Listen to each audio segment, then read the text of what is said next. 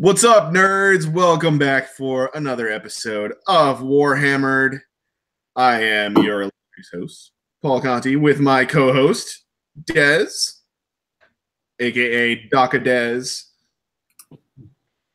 Yes. Cool Desi Dez.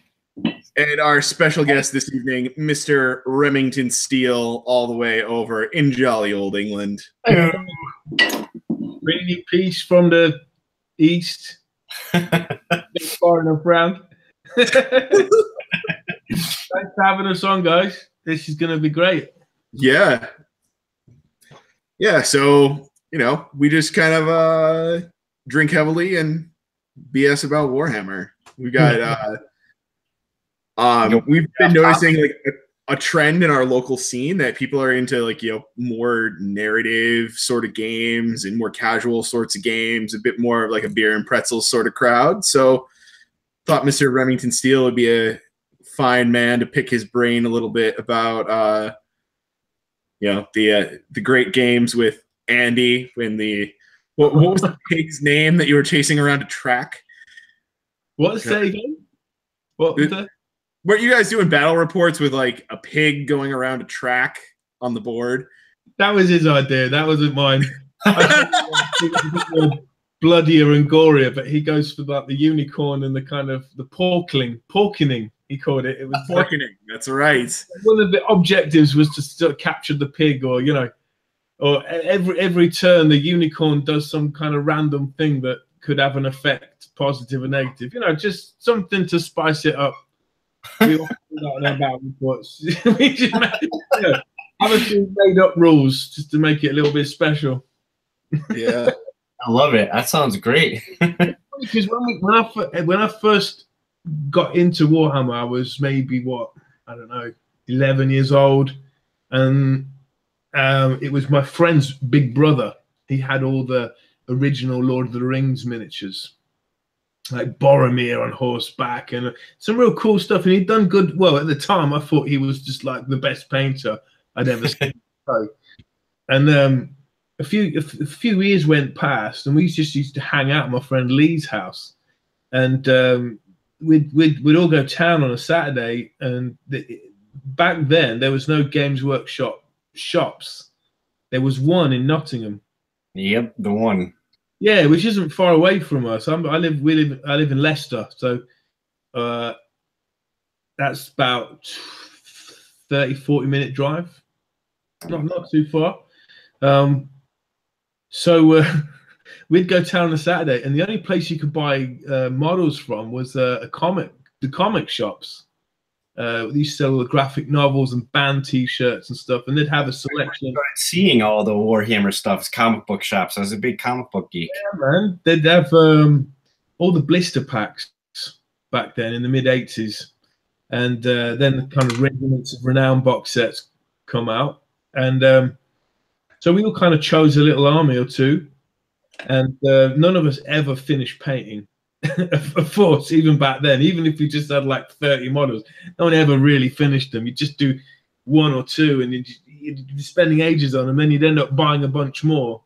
So you'd always buy more than you can. Nothing's changed really, has it? So yeah, back then, right, it was like second edition Warhammer, and the rules were really kind of sort of loose, and we didn't really understand them, and got kind of bored reading through them. And we'd just always go to the bestiary and look at all the cool monsters and check out the stats, and then get into the lore. And so we got our models on the table, and we just found we were just making up our own rules all the time back then. But we had such a good laugh, doing it.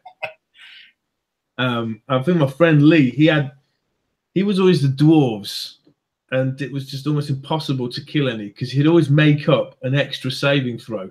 Whenever a dwarf would lose a wound, there'd always be some. Yeah, he's got mithril armor, so that's like he gets another. If he rolls another dice, and if he gets a 5 up, he saves it. And so it'd be almost impossible to defeat these creatures. So, but we had a really good fun, really good laugh, and then they started getting into smoking weed and stuff, and kind of I drifted off from all that, and drifted off from the hobby for many years, and I think in about 2000 10, I went into my mum's loft because I was moving flat from somewhere. I had to get some things from my mum's place. Found all these boxes, these old Regiments of Renown boxes, and all my Citadel paints in tin boxes and stuff. And I got them out. I thought, oh, this is I'm going to sell this stuff on eBay. So went onto eBay. I've got these like 10 Marauder ogres, all metal, everything. Yep. I'll just put them all up as a lot. And I started getting messages. Oh, I'll give you £200 for them. Give you £300. I was like, flipping heck, wow. So then I started looking at all the new stuff GW's bringing out, and it was like, oh, this is pretty cool. And then I just stumbled onto YouTube, and I started watching battle reports. And this was like the first wave of like YouTubers, if you like. A guy called Vol from Australia. Vol 32 or Vol something, he was putting out awesome 8th edition battle reports. And then I found Mr. Malorian and the wacky guy from Blue Table Painting. And yep. well, I started to paint my armies again. I found all these, and then I got right back into it. And so for the past like 8 years, I've got right bang into it again. And isn't it funny? It's not like when you were younger, you're not sidetracked anymore, right? Well, you only sidetrack with like a different army, right? Yeah. So yeah, now it's become my little bit of solace, really, because the job that I do is like quite chaotic, quite noisy, very social, and this is nice because I can just actually listen to music. Watch Netflix or whatever while I'm painting. So it's, in a way, it's gone full circle. It's just like when I was a kid, I spent hours just painting and trying to make something as good as it could be, and I'm back doing that again. Very happy for it, so and I'm still trying to sell models and never having the courage to quite do it. That's fun. That's how I always was in and out of comic book shops. I'm a huge comic book nerd, and I'd always see the models. I'd be like, gosh, am I brave enough to paint these? Because I went, with the school for art and everything else. Like, am I brave enough to paint these? And I just never pulled the trigger until I started working for a game studio. And I joined a D&D campaign there. It's another thing I always loved, and read the books and went over the stats and read the monster manual and everything else. And and then I was like, I'm going to buy a model to represent, the character I'm playing on the table. And then I was like, you know what? I'm going to walk into that games workshop and see what this is all about. And that was it. What did you buy? Do you remember? The first thing I bought was a Chaos Lord. That was the first model I bought from a games workshop. Yep. It was a metal one. Yep. But this was kind of Lambo kind of character. Yeah. 2 axes. It came with it was a 40K Chaos Lord. So it came with some gun that you can't even give him anymore. I don't remember. It was a long time ago. It was like right before my daughter was born too. I started getting into it, and then it was just, then I couldn't gig or be in bands anymore because I wanted to be home for my daughter and my family. So that's what I did at night. I build and paint models, and that filled the need for artistic expression, and I've been doing it since. I don't touch my guitars anymore, which is terrible. Every couple weeks I'll pick up and play a little bit. I never got. It's not that I never got into playing the game. It's just that I didn't have the opportunities. I just wasn't in the circle where we were playing regular games where you'd really know it inside out. I've always wanted to. I didn't have that either. I had no idea how to find people to play with. I was building and painting my stuff for years. And there was a tournament at the local Dragons there. And I was like, you know what? I'm just going to go in. I'm going to walk into this tournament. I never played a game in my life. And this is how I play. Put my feet to the fire and let's go. You did it. Yeah, and I did it. Yeah. I didn't do it very well. I came in last place, but that's how I learned. And that's how I'm not afraid of tournaments either, because I had such a great time just playing that I didn't have that like predisposition, like that tournaments were bad and full of, gaming people. So I don't know. I love playing tournaments. I love playing narrative games, stuff, all of it. What army did you bring? I played orcs. It was for 40K once again, so I brought orcs. Yeah. Wow. Fantasy army was Warriors of Chaos. Yeah. Wow. I mean, the other thing I've had is that I've had, when I've, when I first rediscovered it, I had so many random figures, because Warhammer 2nd edition, 3rd edition, you didn't have you couldn't have an orc army. You'd have some orcs, you'd have some goblins, you'd have some ogres, you'd have some trolls, you might have some weird gribbly beast from somewhere. You just get it with like evil, chaos, or good. Yeah. So you had this mix, and then when I got back into it, it's like, oh shit, the dark elves, they've got their own bloody faction, but you're gonna need like 150 dark elves just to So I was always chasing the carrot, trying to get to somewhere that's almost impossible to get to, because I liked so many different armies that I couldn't really get amazing with just one force, so I'm too greedy. I did pretty good. I played Warriors of Chaos for years with no other armies, and I played orcs for years with no other armies. And then I think right around 2010, something just like slipped in my brain. I just found something cool and could think of different themes and crazy conversions for all these armies. And then, next thing I know, I have to have storage because I'm a little crazy. Did you manage to paint all your armies? I still have a lot to paint, but I have a lot. I have 3 glass display cabinets full of armies. Wow. Which, 2 of them are full. One's like halfway, but I do have completed armies. I have almost 3,000 points of Skaven, almost 2,000 points worth of Iron Jaws. I don't know how many goblins. I've been working on goblins. It's not all done yet. I have Necrons. I have about 16,000 points of 40K orcs painted, which is a lot. 2,000 points. Do you have one thing that really nearly tempted me to get into Warhammer 40K and the orcs? They might be Forge World models, but they're like Nazi goblins in tanks. Oh yeah. I know what you're talking about. Yep. Tanks, those things are awesome. And they've got the Nazi helmets on. They're like, look, they look a bit rubbish, but they're brilliant. They're so characterful. I'm surprised I don't have those, because those things are awesome. Are they not killer cans? No, they're like scrap tanks, I think is what they're called. But those things are fun for sure. So are you more Age of Sigmar now, or are you still doing both? I'm mostly Age of Sigmar, but I do both. If there's a 40K tournament or event, or if somebody just wants to play, I definitely will show up and play. Yeah.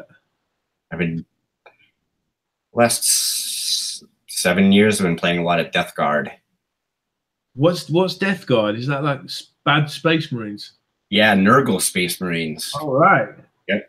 So it's fun. I liked it because it was something a little different than painting orcs all the time or warriors. Camera. It's just a little different and fun. I like the idea of them being big, nasty zombies. Do you like the Savage green for a while? Say again? You get to paint a different shade of green for a little while. Yeah. I painted all mine like bone, in purple and green, which it's cool to see. A lot of people are doing that paint style now. It's pretty cool. So, Paul, I feel like we've been talking all the time. This is your show. I am also here to facilitate discussions. I am actually fairly new to Warhammer in general. I started during 8th edition, just before Age of Sigmar dropped. And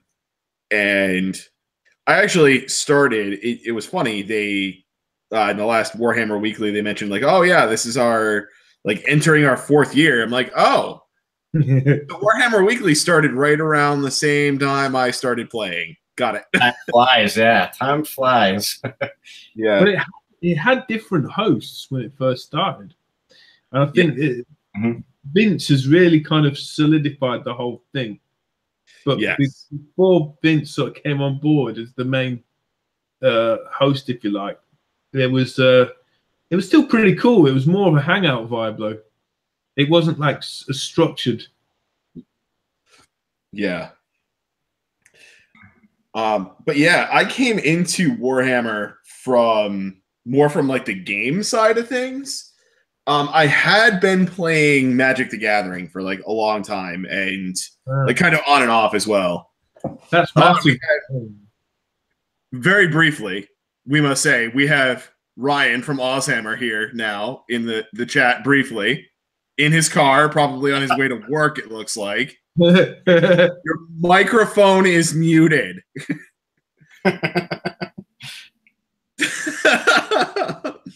But I am not aware of any other time in the history of Warhammer YouTubing where this is... There we go. That we have 3 continents represented right now. And I feel like I've somehow contributed to the worldliness of Warhammer. Is this your contribution to the community? Yeah, we're just like joining hands across the world right now. I love it. Way to go and make this weird, man. Way to go and make it weird. Yeah. We could hug it out. That would be good. So because of work right now, or are you like what are you doing? I'm in a car with 3 children on my way to a barbecue. That sounds fantastic. Yeah, I love it. Is that why it was muted? Because the children were not cooperating? I could be at home right now building Nagash, but no, I decided to have kids. Are you going to be bringing us a nice book review of the Legions of Nagash so that we don't all have to run out and buy it and we can just listen to you tell us what's good? Mate, I actually had a game last night, and I like it. I really like it. I'm not the biggest fan of the layout. It's a bit difficult to navigate, but Death Rattle are definitely usable. So I played against Seraphon last night, and with Ark and the Black and some skeletons and stuff like that, they've got some massive staying power. I think there's probably a need for an FAQ already, though, for some of the stuff. But yeah, it's pretty good. Nice. Was there anything in there that used to be bad but is now like a lot better? Yeah. Army. It's it's hard to find a bad, like they've actually gone and made everything usable now. They took away the whole like merging zombies. You can't do that anymore. But now I can actually use skeletons. Like you can, and Archai. I don't know if it was always like this, but your harbingers and your Archai, you can now choose to take either the 2-handed weapons or the one-handed weapon. I always thought that the harbingers were the 2-handed and the Archai were the one-handed, but now both are either. Interesting. So, but yeah, the graveyard system is pretty interesting. It says in the book, it just says pick a point, and that's a graveyard. But it doesn't say like, within 3 inches of that point or anything like that. So I've just started building wildwoods and putting gravestones all over the place, and I'm going to say those are my graveyards and place them down. And then you've got like this 8-inch graveyard all over, like 4 of them all over the place. So yeah, I feel like that's going to need an FAQ. So it doesn't seem. Yeah, it really does need to be one. It's really broken. So, what do the graveyards do then? Is it kind of like? I got to turn you up because you're really quiet. How's that? Is that any better? Yeah. So what do the graveyards do then? Is they kind of give you extra buffs so you can raise new units out of them, or? Well, not just that. Like when you when you're doing your deployment, instead of deploying them, you can say, "Oh, this unit's in the grave," and then you can bring them on the field at any of your grave sites, which is really cool. And then on top of that, like Arkan, with a lot of the battalions and alliance abilities and stuff, as long as you're within 3 inches or something like that of a graveyard, there's D3 heals that you can do. You can bring back fully. So if a unit dies completely, you can bring it back as a full unit again at a graveyard. Jesus. Like, I assume that he's going to take reinforcement points if you bring a full unit back, well, right? No, I don't think it doesn't come out of reinforcements, because you have to bring back a dead unit. You're reviving a dead unit. You're not summoning a new unit. So that unit has to have died for you to bring it back. So I don't know. Yeah. Because remember how, like, with skeletons, well, with skeletons, they used to have the banner, right? And it used to bring back D6 skeletons, D3 Black Knight, stuff like that. That's gone now. The banner's -1 to your enemy's bravery. And instead of having that in place where you're bringing D6 back each hero phase, now instead you can heal wounds at graveyards, you can restore units, and you can revive units instead. So it's kind of like at the cost of the banner, you now have the graveyards where you can bring back stuff. And it's pretty interesting, but I don't think it uses reinforcement points. So do you think, here is my bit of speculation, or, after looking at, the Nurgle book extensively, I would say that the contagion point system seems like it would be fair to use for summoning without reinforcement points. Yes. I think the summoning mechanics in the Nagash book follow that same sort of template, that they're probably balanced without needing reinforcement points. Yeah, they're pretty balanced. I lost last night to Seraphon by 1 point. It was really interesting because that's an army that I don't think, like, I was playing against Jamie. I don't know if you guys remember Jamie, the Predator, and he always beats me because his Seraphon ignore like Rent 1 and stuff. And last night was actually the closest I've come to destroying his filthy cheese army. And that was with this ragtag bunch of just random skeleton dudes that I just threw in a car and took over to his place and went, okay, here's the new book. Opened it for the first time and tried it. If that's the case, then somebody, and it's not hard to be better than me at this game, somebody with actual skill and talent who knows the Death Army will be able to use that book and just smash it, I think. Nice. I'm sure that's going to make a lot of Death players very happy. I'm just thinking, right, if you're doing a battle against someone with a Death Army and they got graveyards, you're going to not want to destroy all a whole unit. Because if you want to, that was the thing, right? So Jamie was stuck with this thing where he was like, if I destroy all 40 of your skeletons, you're going to bring all 40 back in your hero phase. And I'm like, yep. And he goes, so out of 40, you've got 4 skeletons left alive. If I just leave them, then you can only heal D3 wounds back. And I'm like, yep. And he's like, all right. So he's got this giant Carnosaur, and he's like, come on, don't kill the unit. And it wiped the unit out straight away. And I'm like, thank you. And then bang, 40 skeletons just come back. Base heals, it's broken. So it's not broken. It's pretty even, considering that like the hit into wound is really sucky. And all that sort of thing. So it didn't feel overpowered. It felt right. It felt like it was meant to be that way, and I don't think I'd want to play with banners again now. Nice. So, yeah, pretty good. If you guys play Death, I really suggest checking it out.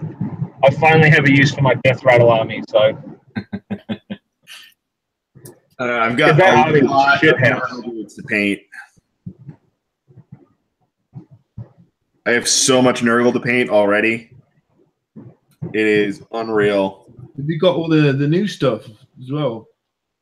I picked up a little bit of the new stuff, not a ton. I mean, obviously I have the new book. But I mean, I did get a Great Unclean one. I did get a Lord of Abominations. You get the floppity hag pipe guy. You know, what's so disappointing is that Sloppity Bile Piper and Steelbox Scrivener, they're amazing models. I would love to play with them.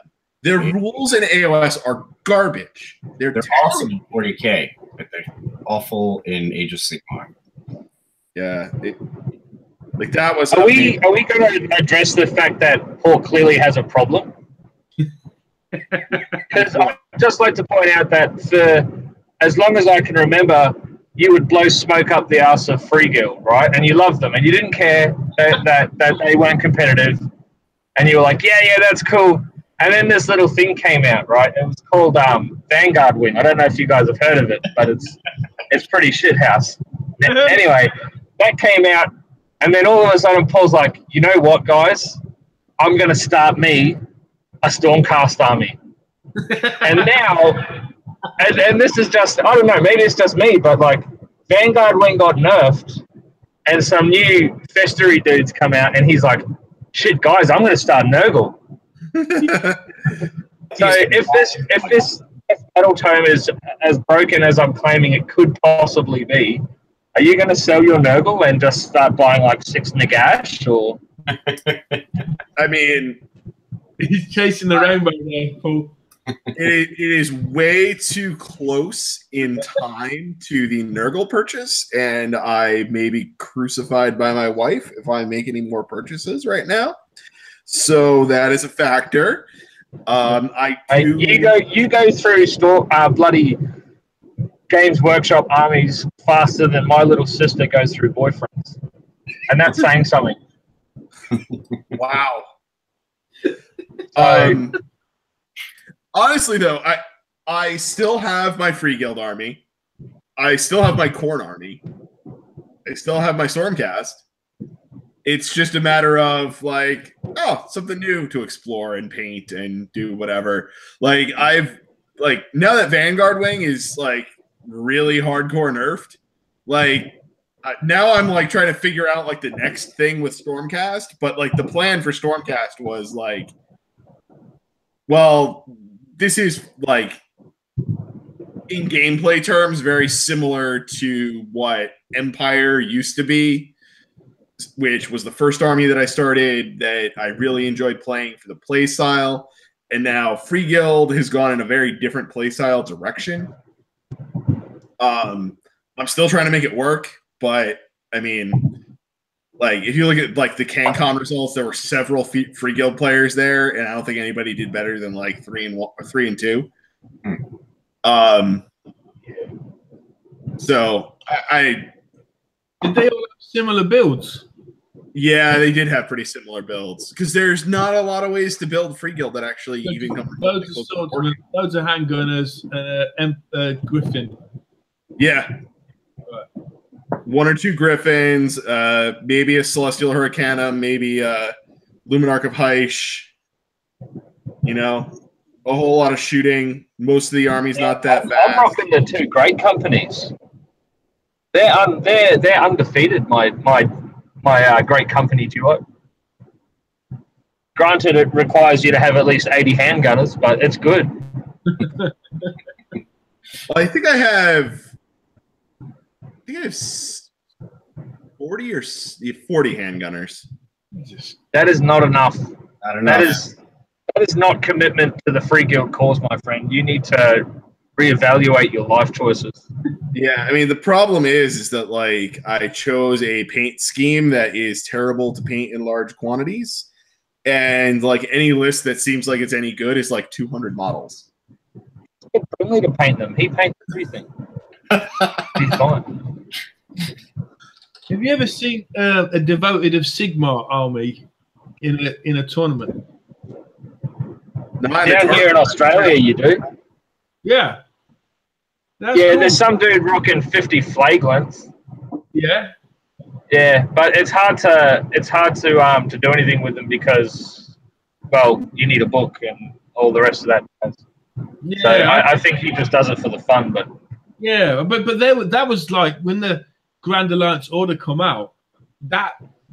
That's where it first come out, was right. So why haven't they expanded it? It's like they've just put it in for fun, and no one can really do it. That's a really good question because they come up in the fluff. Like if you read the Call of Archaon, I think in his book, like these Nurgle guys are roaming around trying to find out what the hell's going on, and then they just manage to happen upon this fort, which is full of these like random stoned as guys that don't know who they're praising, but they know it has to be somebody. And then when the Stormcast arrive, they realize it's like Sigma.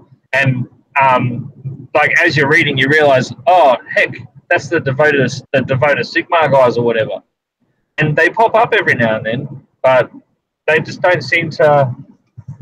Oh, it's hard to explain. It's like that character in the sitcom where you can't remember his name, but he shows up every now and then, like comic book guy. But you know where I think they got the idea from that army is a film with Sean Bean in it called Black Death. I don't know if you've seen it or not. Great Black film. Death. Black Death. It's set in the in a Great Plague in like the 11th, 12th century or something in England. And Sean Bean's like an ex sort of crusader, and they've got to hunt this witch, right? And he assembles like a motley crew, and they're all like sort of knights, but holy knights, you know, and they'll just like execute anyone who defies the church or whatever. And they've got to capture this witch. So they've got this like trailer with a giant cage in it, and to cut a long story short, they come across this group of like crazy graduates.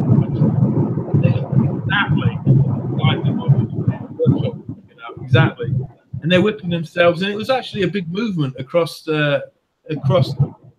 Europe. So these guys would be like held as heroes. They'd come into a town, and they'd be like whipping themselves, and all the women would go crazy for it. Mate, I don't know how you have time to watch that with all that fucking Coronation Street and EastEnders shit you're supposed to be watching over there in the UK. Hey, Hollyoaks. Well, what about fucking Home and Away? Home and Away. Mate, Home and Away is where it's at. That is the shit right there. That is what you want to be watching. Neighbours, you started it off.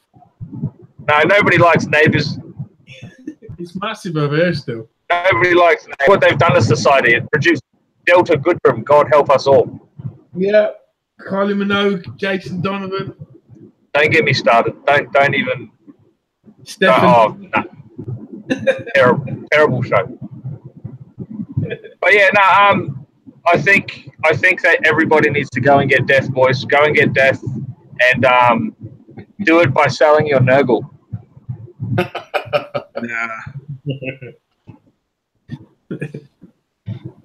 I don't know.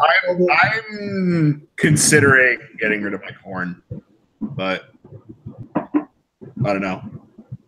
I just enjoy the army. I wish it was good. Because I just went with like the Mortal Khorne side pretty much, like Mortal Khorne plus Scarbrand, which right now is just terrible. Like you put it on the table and it just loses to most things. They just get shot down, don't they? Yeah, like they are fantastic if they get into combat. The problem is like if your opponent has any shooting or is faster than you, you know you're gonna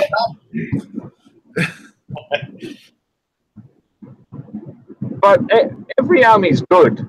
It's just they sort of it's like the tide a little bit, and you'll find that like stuff like Khorne, for example, and all that, like they may fall off the radar a little bit in competitive, but then if you go into open play, you realize that they're really good, and then this book will come out, and all of a sudden they're really competitive again, and then they just show up in the competitive scene again. I mean, like, look at Tomb Kings.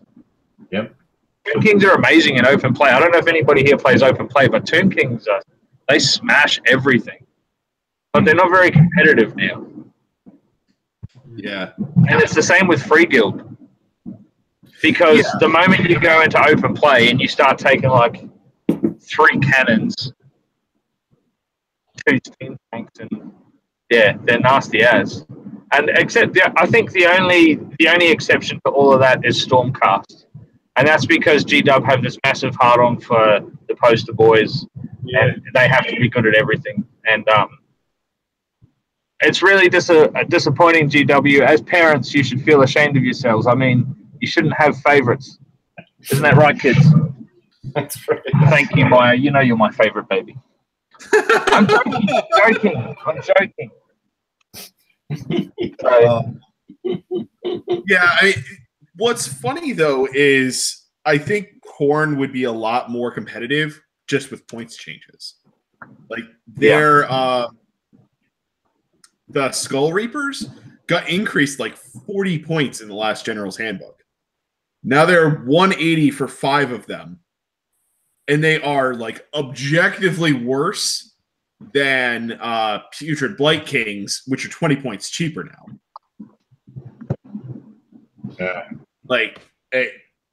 They almost have to change them in the next General's Handbook. I think they change the Putrid Blight Kings. Well, you can't keep as a hobbyist. Well, you can't keep chasing the meta. It's like in the music industry. It's like, I don't know, grime music is massive at the minute in England. It's just rubbish to me. But if I want to like think, well, I'm gonna make some grime music now. I'm gonna make some money. By the time I get to a point where it's ready, the scene's moved on.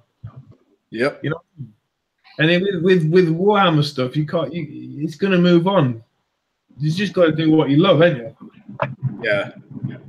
Well, that's kind of what I've been trying for. That's why I've been keeping the Khorne army around, because it's a General's Handbook release away from being really good.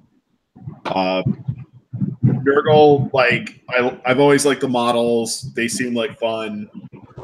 They seem like they were a cool, different play style from what I was doing. Yeah, prime example. I've had the squid gobber for like 4 or 5 years now, right? You know what I mean? And I've Can you say that again? You've had the what? The squid gobber. Now, the reason I asked you to say that again is because with your accent, it sounds like something you do like the night of Valentine's Day, if you catch my drift.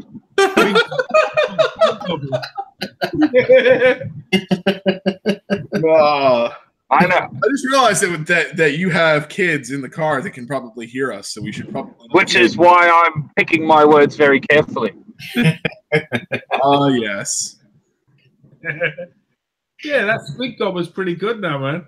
It used to be awful. Oh, boys, I had a crazy night with the missus last night. I was going strong, and then all of a sudden, bang, pulled out a squid gobber on her.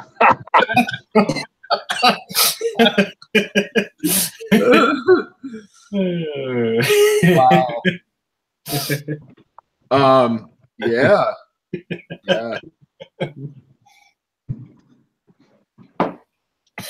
Yeah, that is definitely a good point. That like you really do just have to kind of like pick armies that you like, and especially now that we know we're getting a new General's Handbook every year.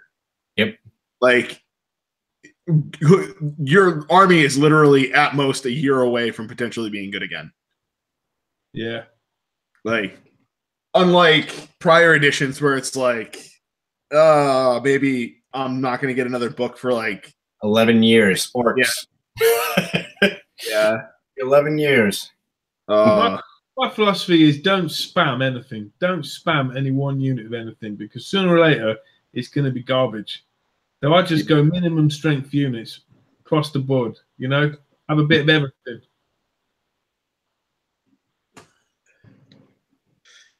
Yeah, I am still waiting for the Devoted of Sigmar release too, because I do actually have more than 1,000 points of Devoted of Sigmar. What other units do you think it needs in it then?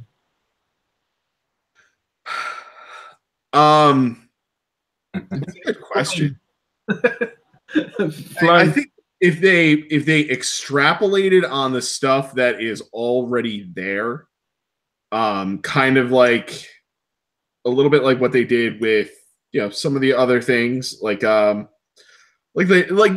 they're doing with Daughters of Cain. If they did something similar like that, where they took like a concept of one thing and extrapolated it out into a unit, then I think it would be good. Like, I don't know. Like, thing is, Paul, the reason why I brought up that film and the Devoted of Sigmar is that it's all based around the plague.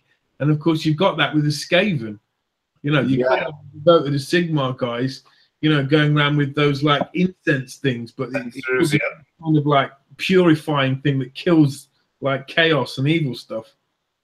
Yeah, it would be great. Like, they've definitely added, the witch hunters into Age of Sigmar lore. Like, I could very easily see them saying, okay, we're going to make a unit that is a bunch of witch hunters, and now the hero witch hunter is like the leader of the witch hunters. In Spear of Shadows, I just finished reading that. It's kind of like, is it Grimnir? Am I getting it wrong now? The Dwarven Forge god. I can't think. It just the name. I think it's Grimnir. Grimnir. Grugni. Grugni is the one that the Fire Slayers worship, and Grugni is the one that's the Forge. Okay, I got it straight. But anyway, it's almost like he's like recruiting, an Empire engineer here, Devoted to Sigmar there, Free Guild mercenary here and there, and sending them out almost like witch hunters.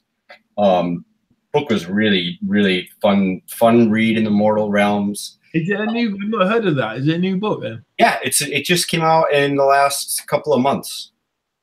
Okay, cool, man. I'm gonna check that out. Yeah, it was really good, and it had a definite priestess of Sigmar. It was kind of, when I thought about it afterwards, I realized what it was giving tribute to. But they were looking for this person, and they were trying to find him at a library that was on the back of this giant worm. So there's this whole entire country basically on the back of this worm that's crawling through a desert. So they have to actually get up next to the worm and go up the stairs. It's massive. Then they all have glowing blue eyes. Yeah, the mod did. Yeah, I realized I was like, oh, it's a massive nod at Dune, but it was described it like it's huge. Like there's whole civilizations that just follow it and live in its wake. Anything in its way, it's brought down like whole cities that didn't realize it was coming. But it was kind of cool. But they went into like how they're gonna add a little bit of character to like different like Free Guild, like how these guys look like all armored and stuff, and she was all in armor too, and they talk different. It was kind of neat to get a little introspective into how the culture is going to change in Age of Sigmar. Nice. For humans. Yep. So if you had to invent, right? You had to invent some new units for Devoted to Sigmar. What would you do? Oh, that's a good question. I was thinking about that. Worm is the Yeah, I would love to see just like some warrior priests that were like units, some witch hunters that were units. Geez, like what else was in there? Well, they're going towards the whole like flying thing in vehicles, so there's going to be a giant like the Marienburger like Forge World ship that they used to have. There's going to be some sort of huge fancy Luminarch that flies. Nice. Yeah. Like a catapult that fires stakes. Like, that would be cool. Stakes that kill vampires. It could go, and it's just like a brick wall of flying, That would be fantastic. Yeah, speaking of vampires, that's another thing, because they were actually like Grugni had gotten they had a vampire that was rolling with them too. One of Neferata's underlings was like helping him out. They're trying to find these artifacts before Khorne's warsmiths find them. Kind of neat. It's going to be a lot of books in this series. I don't know. I really got a feel for more of the flavor that they're trying to bring to the Mortal Realms. Yeah, I love all that. I love the intrigue, and I love the backstabbing of the old world. And I need kind of more of that now. Mm-hmm. when just before Age of Sigmar come out, it was rumored that they would be like, they're going to bring out these new models, and it was just like they're going to be like sort of holy knights. And at the time, we thought, oh, it's going to be like a revamp of Bretonnians. Yep. Like edition Warhammer, and they've actually turned out to be Sigmar, the Sigmarines, haven't they? Really? Yep. Holy knights, and I don't know. Yeah, but I want to see the Free Guild stuff now because they're real humans, aren't they? They're real people, just grubby. Yep. And ill. Turn stuff out. So the other thing, Paul, is there is a knight who rode on one of the griffins. Yeah. Realm of Gear or Greer or whatever it is, the Realm of Life, which was kind of fun too. And he smelt and nobody liked him. Does anyone use the battle? You get Franz, Emperor Franz on the giant griffin, right? Well, that box you can make the battle wizard with and the two-headed eagle, two-headed bird. Oh yeah. Does anyone ever use that? Because that's what I would do if I bought that box. The scroll is not that good. It's a wizard on a griffin with a 5-up save. It's really disappointing. Like he just becomes like a target, and in order for his spell to actually be any good, he needs to position himself right. Because it's one of those draw a line and it does mortal wounds to everything along the line. Oh, is it like an amber spear kind of thing? I think it is the amber spear. But it's you move in the movement phase, which happens after the hero phase where you're casting your spells. So, if you try and move him into position, it's your opponent knows where he's going to be. Oh, that's rubbish. Doesn't he get you can really just easily never get that off successfully. Unless your opponent does something really dumb.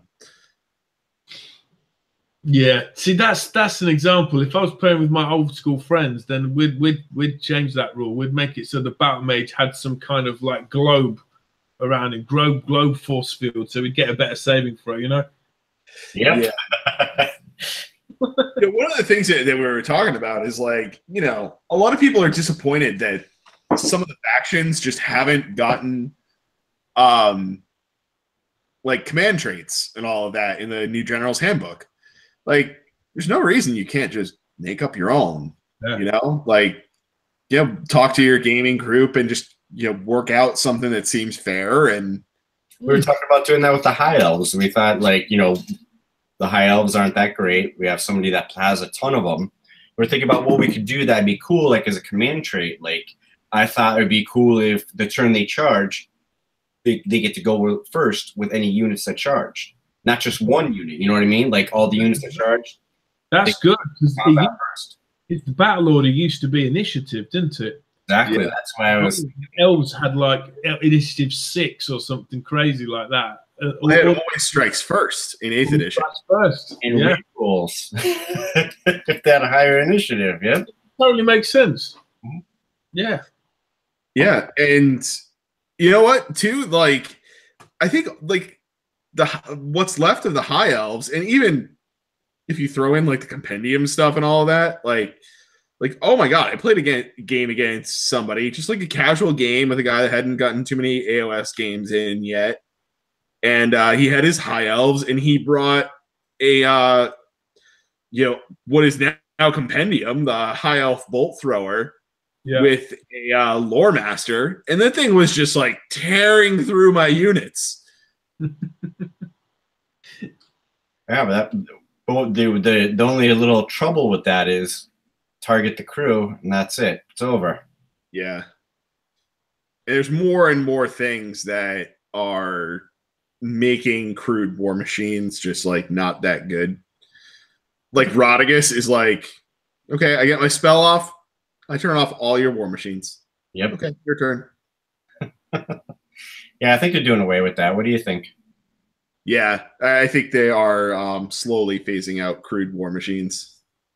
In terms of and trade for more monsters and crazy stuff like that. I love it. I love that you can have more than one huge centerpiece model on the table. I love that. In the Nurgle book, I can use all the Glockkin and all the Great Unclean ones and stuff that I've been saving in a box for the past few years. I think it's kind of fun. Yeah, I mean, I remember when I first got into Warhammer before Age of Sigmar came out, and I was talking to my buddy that got me into Warhammer. I was like, oh, like, these monsters and stuff seem like they're really cool. He's like, yeah, no, they're terrible, though. Like, why? Like, why would you have these big, awesome, expensive models and have rules for them that are terrible? Like, why would they never work? And then, you know, you would have, like, was it like Stonehorns had, like, 5 or 6 wounds or something in 8th edition? Yep. Something stupid like that. And now they're, like... impossible to kill. I feel like they've made monsters fun, playable, and fair. Yep. Oh yeah. In the past, you could kill a monster with one shot of an amber spear. It's 6 wounds. If you rolled a 6, that would kill a tree man. Yep. Mm-hmm. Yeah, it's like, why would you sink like 300 points into one of those things? Yeah. They were still priced like they were good. Yeah. This guy he started a YouTube channel, and he'd bought like a Coven throne because he'd done Vampire Count's army, and it was beautifully painted, and he couldn't wait to get it on the table, and he put it on there, and it just got cannoned off the table first go. You know, he didn't even get to move his army. It just a cannon shoot gone.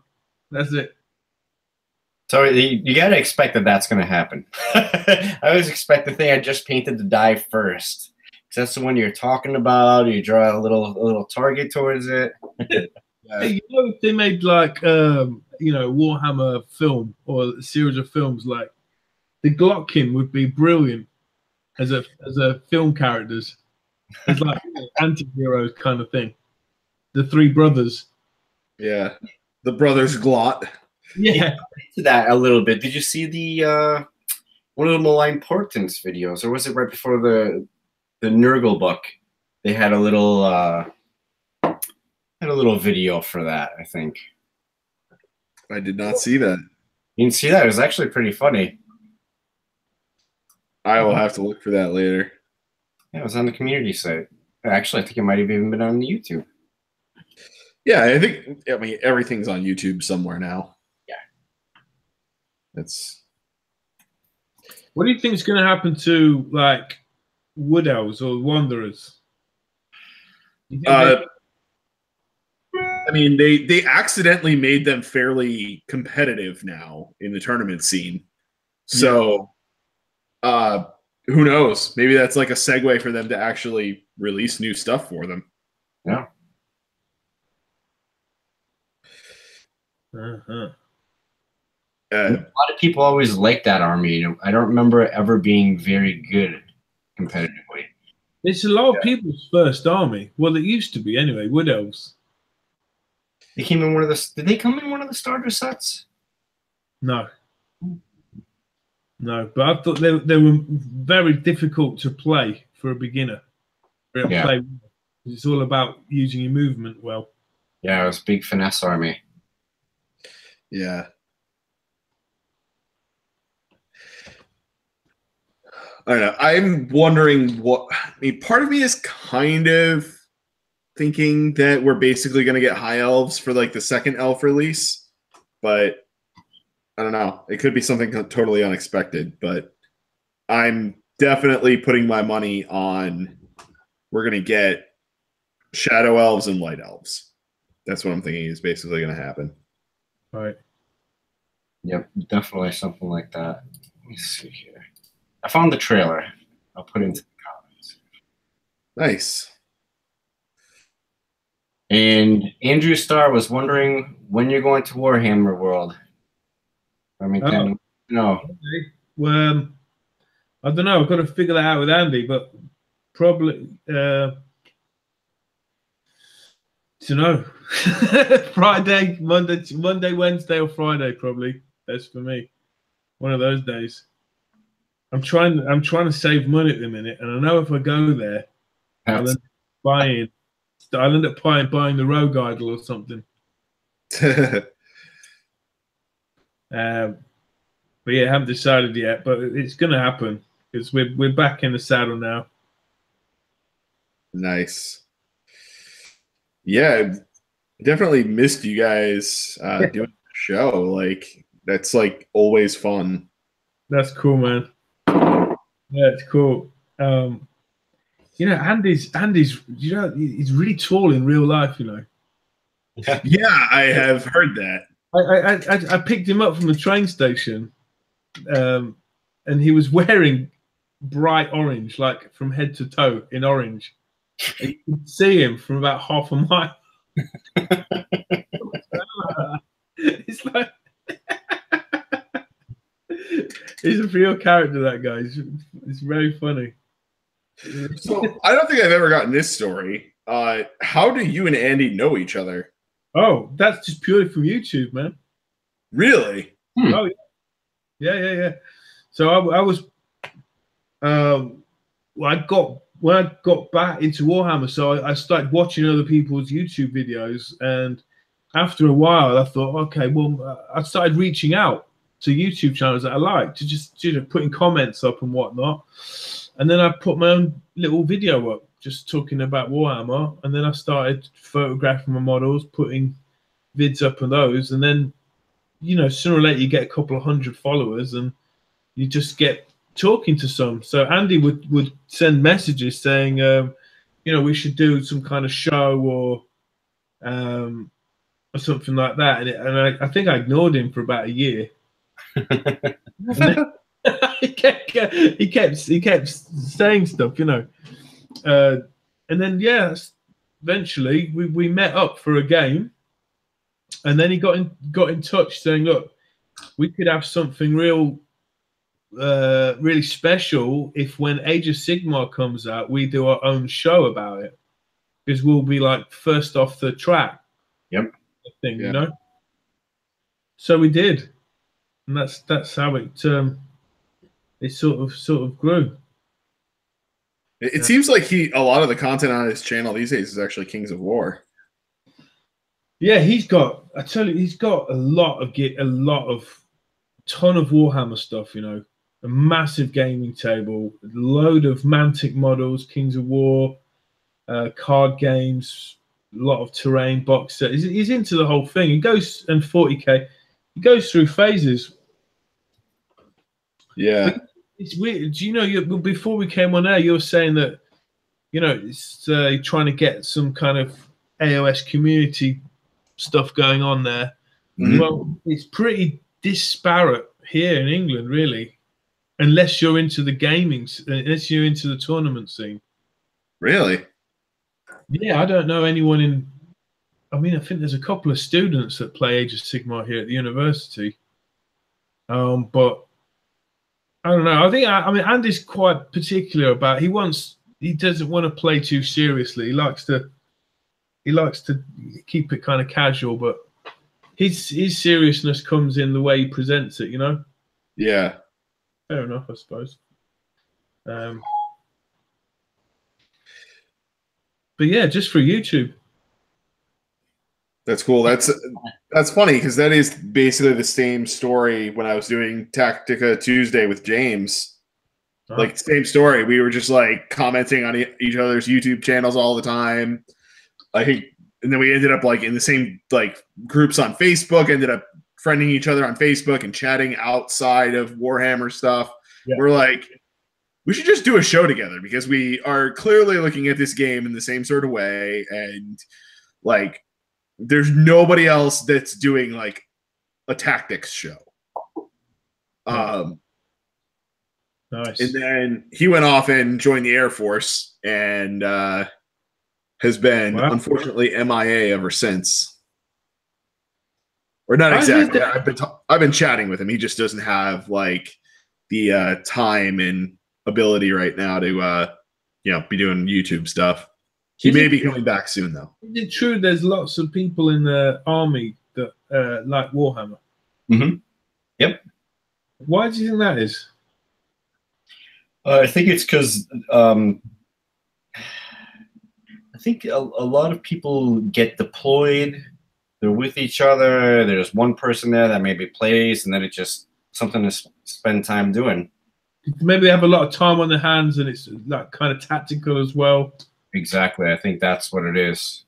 Yeah. Like a lot of people that are in our area anyway are in the military or are ex-military, and they're all into Warhammer and gaming. Yeah, it seems like there's some big groups of Magic players in the military as well. What's the fun about Magic then? Is it like Top Trumps? I don't even know what that is. Top Trumps is. No. Come on. Really? I mean, it's a collectible card game. So, and I have to say, it's probably, in terms of game design, probably one of the best games that I've ever played. To play it consistently at any sort of competitive level is just incredibly expensive. And that's why I basically ended up getting out of it. Like bought a house, had a kid, got married, not in that order, but and then I was just like, yeah, I really can't afford to do this anymore. So oddly enough, Warhammer, despite everyone's complaining about Warhammer being expensive, like this was my less expensive hobby solution. Yep. Mate, that's because you don't live in bloody Australia, you wank. All right? Everything here is like 30% more expensive. So don't bitch to me about the cost of things. That's because flying squirrels bring it in. Those are expensive. Yeah, and you guys are using fucking Monopoly money down there. Like, you're even using, like, real currency? Like, I think Bitcoin has more backing to it than you guys do. Hey, oh, come on, mate. We all know it's Ripple's where it's at, all right?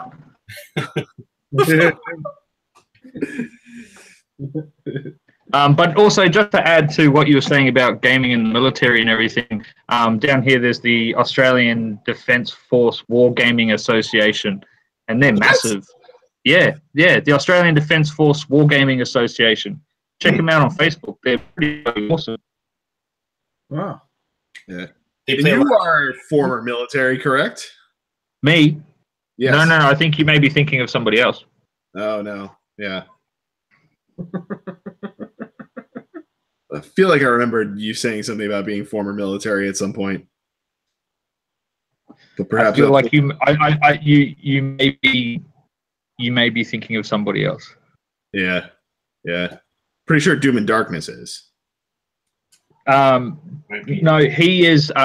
So he was the personal trainer for G.I. Joe. He also trained Xena and Hercules.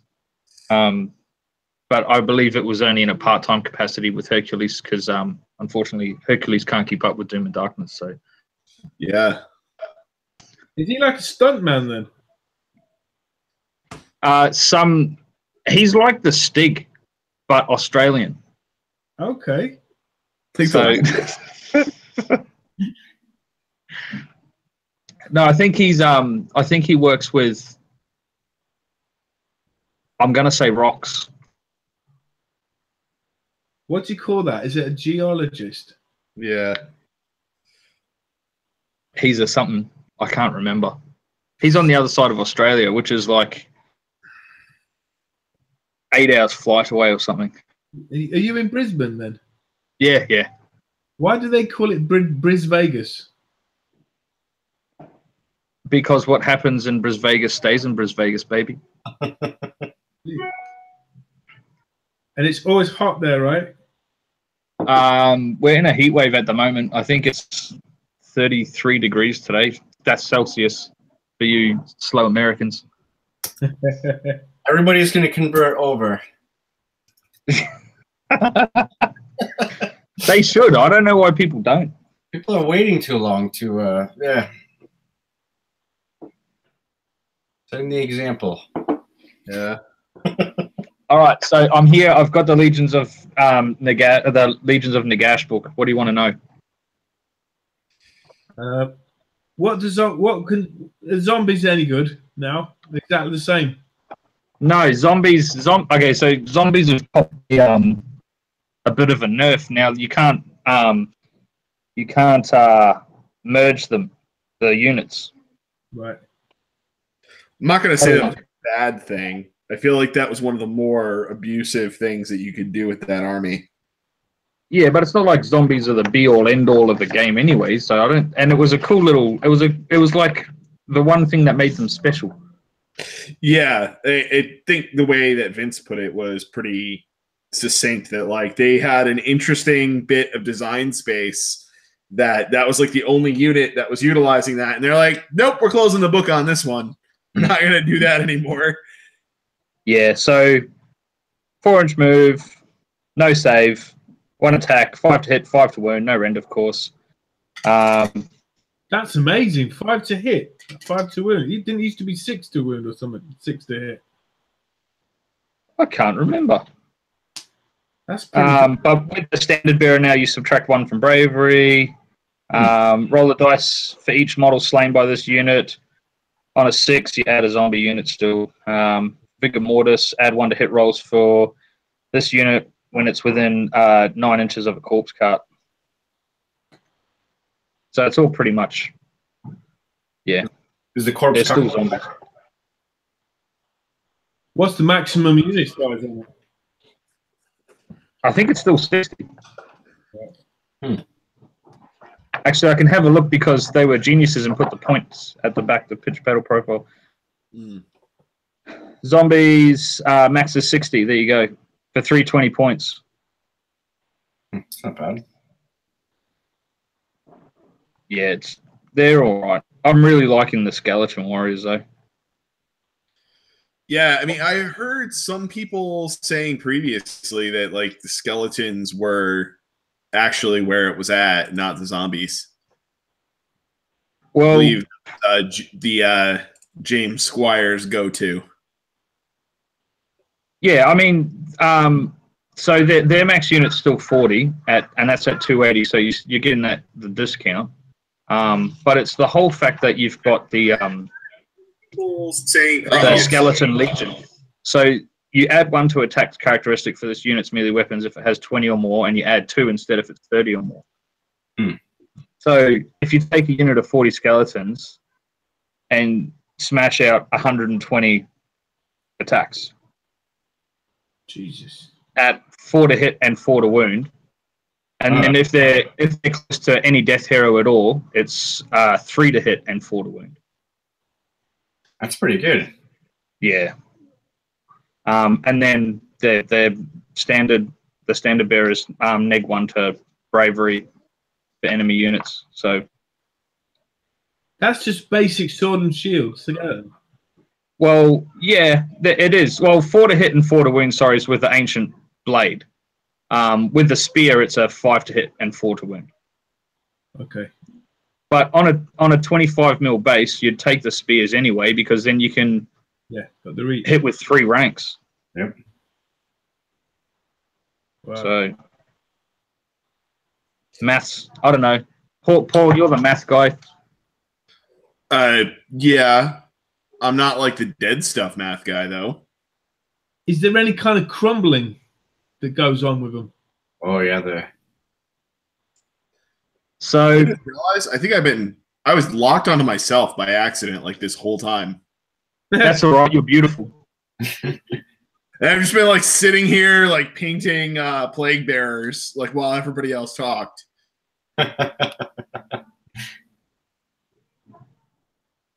There we go. Now we're actually There's some pretty good shit in here. I am going to get another White King. I know that much. what do they do now?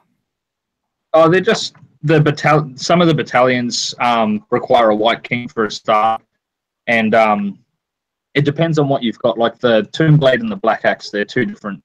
They've got 2 different war scrolls depending on which one you go. So they're pretty darn nasty. Where's the battalions in this book? I think the layout needed a bit of. Maybe it's just me and I'm just useless, but the layout I think could have done with a bit more focus. And there's also some cool scenarios in here as well. So there's the Death March. which requires 1 White King, a unit of Black Knights, a unit of Graveguard, and 3 units of Skeleton Warriors. And with that, you get, at the start of your hero phase, you return 1 slain model to each Death March unit within 9 inches of the White King. So that's going to be handy for your Graveguard and the Black Knights, which are really squishy. And then there's, in your hero phase, the White King and all units from the battalion that are within 9 inches of him can make a move of up to 4 inches as if it was a movement phase. Oh, speed him up. Yeah. Well, yeah. And I mean, when you look at like Skeleton Warriors, for example, and the Black Knights as well, I don't know about the Graveguard, but with their Hornblower, their charge is already 6 inches minimum. So with that extra 4-inch move on top of a unit of skeleton already 4, so they're moving 8 inches by the end of the movement phase. So it's pretty good. I like it. What about Graveguard then? What, their War Scroll or? Yeah, are they better than skeletons? Yeah, they definitely are. They're a more elite kind of thing compared to the skeletons. They get because they're 2 attacks at 3s and 3s if you've got the Great Blade, or 3s and 4s with the White Blade, and they're at Rend 1, so they've got the Rend. And if the wound roll is a 6, it's double damage. They're adding 1 to the saves if rolling a save against anything without Rend, which is the same as the skeletons. The leader does an extra attack, and then they're subtracting 1 to bravery because of the standard bearer as well. The interesting thing now, though, is that with the graveyards thing, the keyword that they've got is summonable. So there's a keyword called summonable, because with all the graveyards, when you bring stuff to the grave, back from the dead, or if you summon stuff at the graveyard, it has to have the summonable keyword. Mm-hmm. But you got to pay for a graveyard, yeah? Nah. Nah. Nah. So, like, for instance, last night I took, what is it called? Last night I took... Oh, by the way, the battle plan Turn the Tables, that's going to be awesome. Check it out. It's funny to skip over those in the Path to Glory. Path to Glory is how I really got into playing Warhammer in general. Yeah. Those. I always like, I've never even read the rules for Path to Glory at all. Really? Really? And and we're sitting here thinking, like, you know, if we do like a league or something like that at our local shop, like, that could be a good way to have like an escalation league is playing Path to Glory. Yep. Yeah.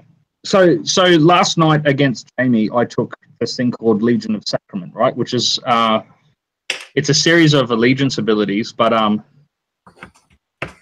with the Legion of Sacrament army, it can include any units from the entire battle tome. So you're not limited to what units you can take, right? Mm. So any death, which is pretty cool. But if it has any Mortarks in it, it has to be Arkan the Black, and he has to be the general. But what I like about it is there's a command ability for that allegiance, right? And in the rules it says the general of a Legion of Sacrament army has the following additional command ability. Mm. So you rock up with 2 command abilities off the bat straight away. So Arkan's already boosting, I think, the casting range by like 18 inches or something ridiculous. And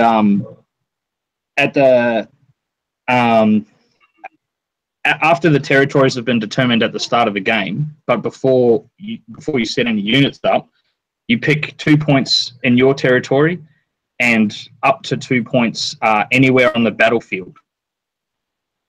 So that can be in your opponent's deployment area or anywhere.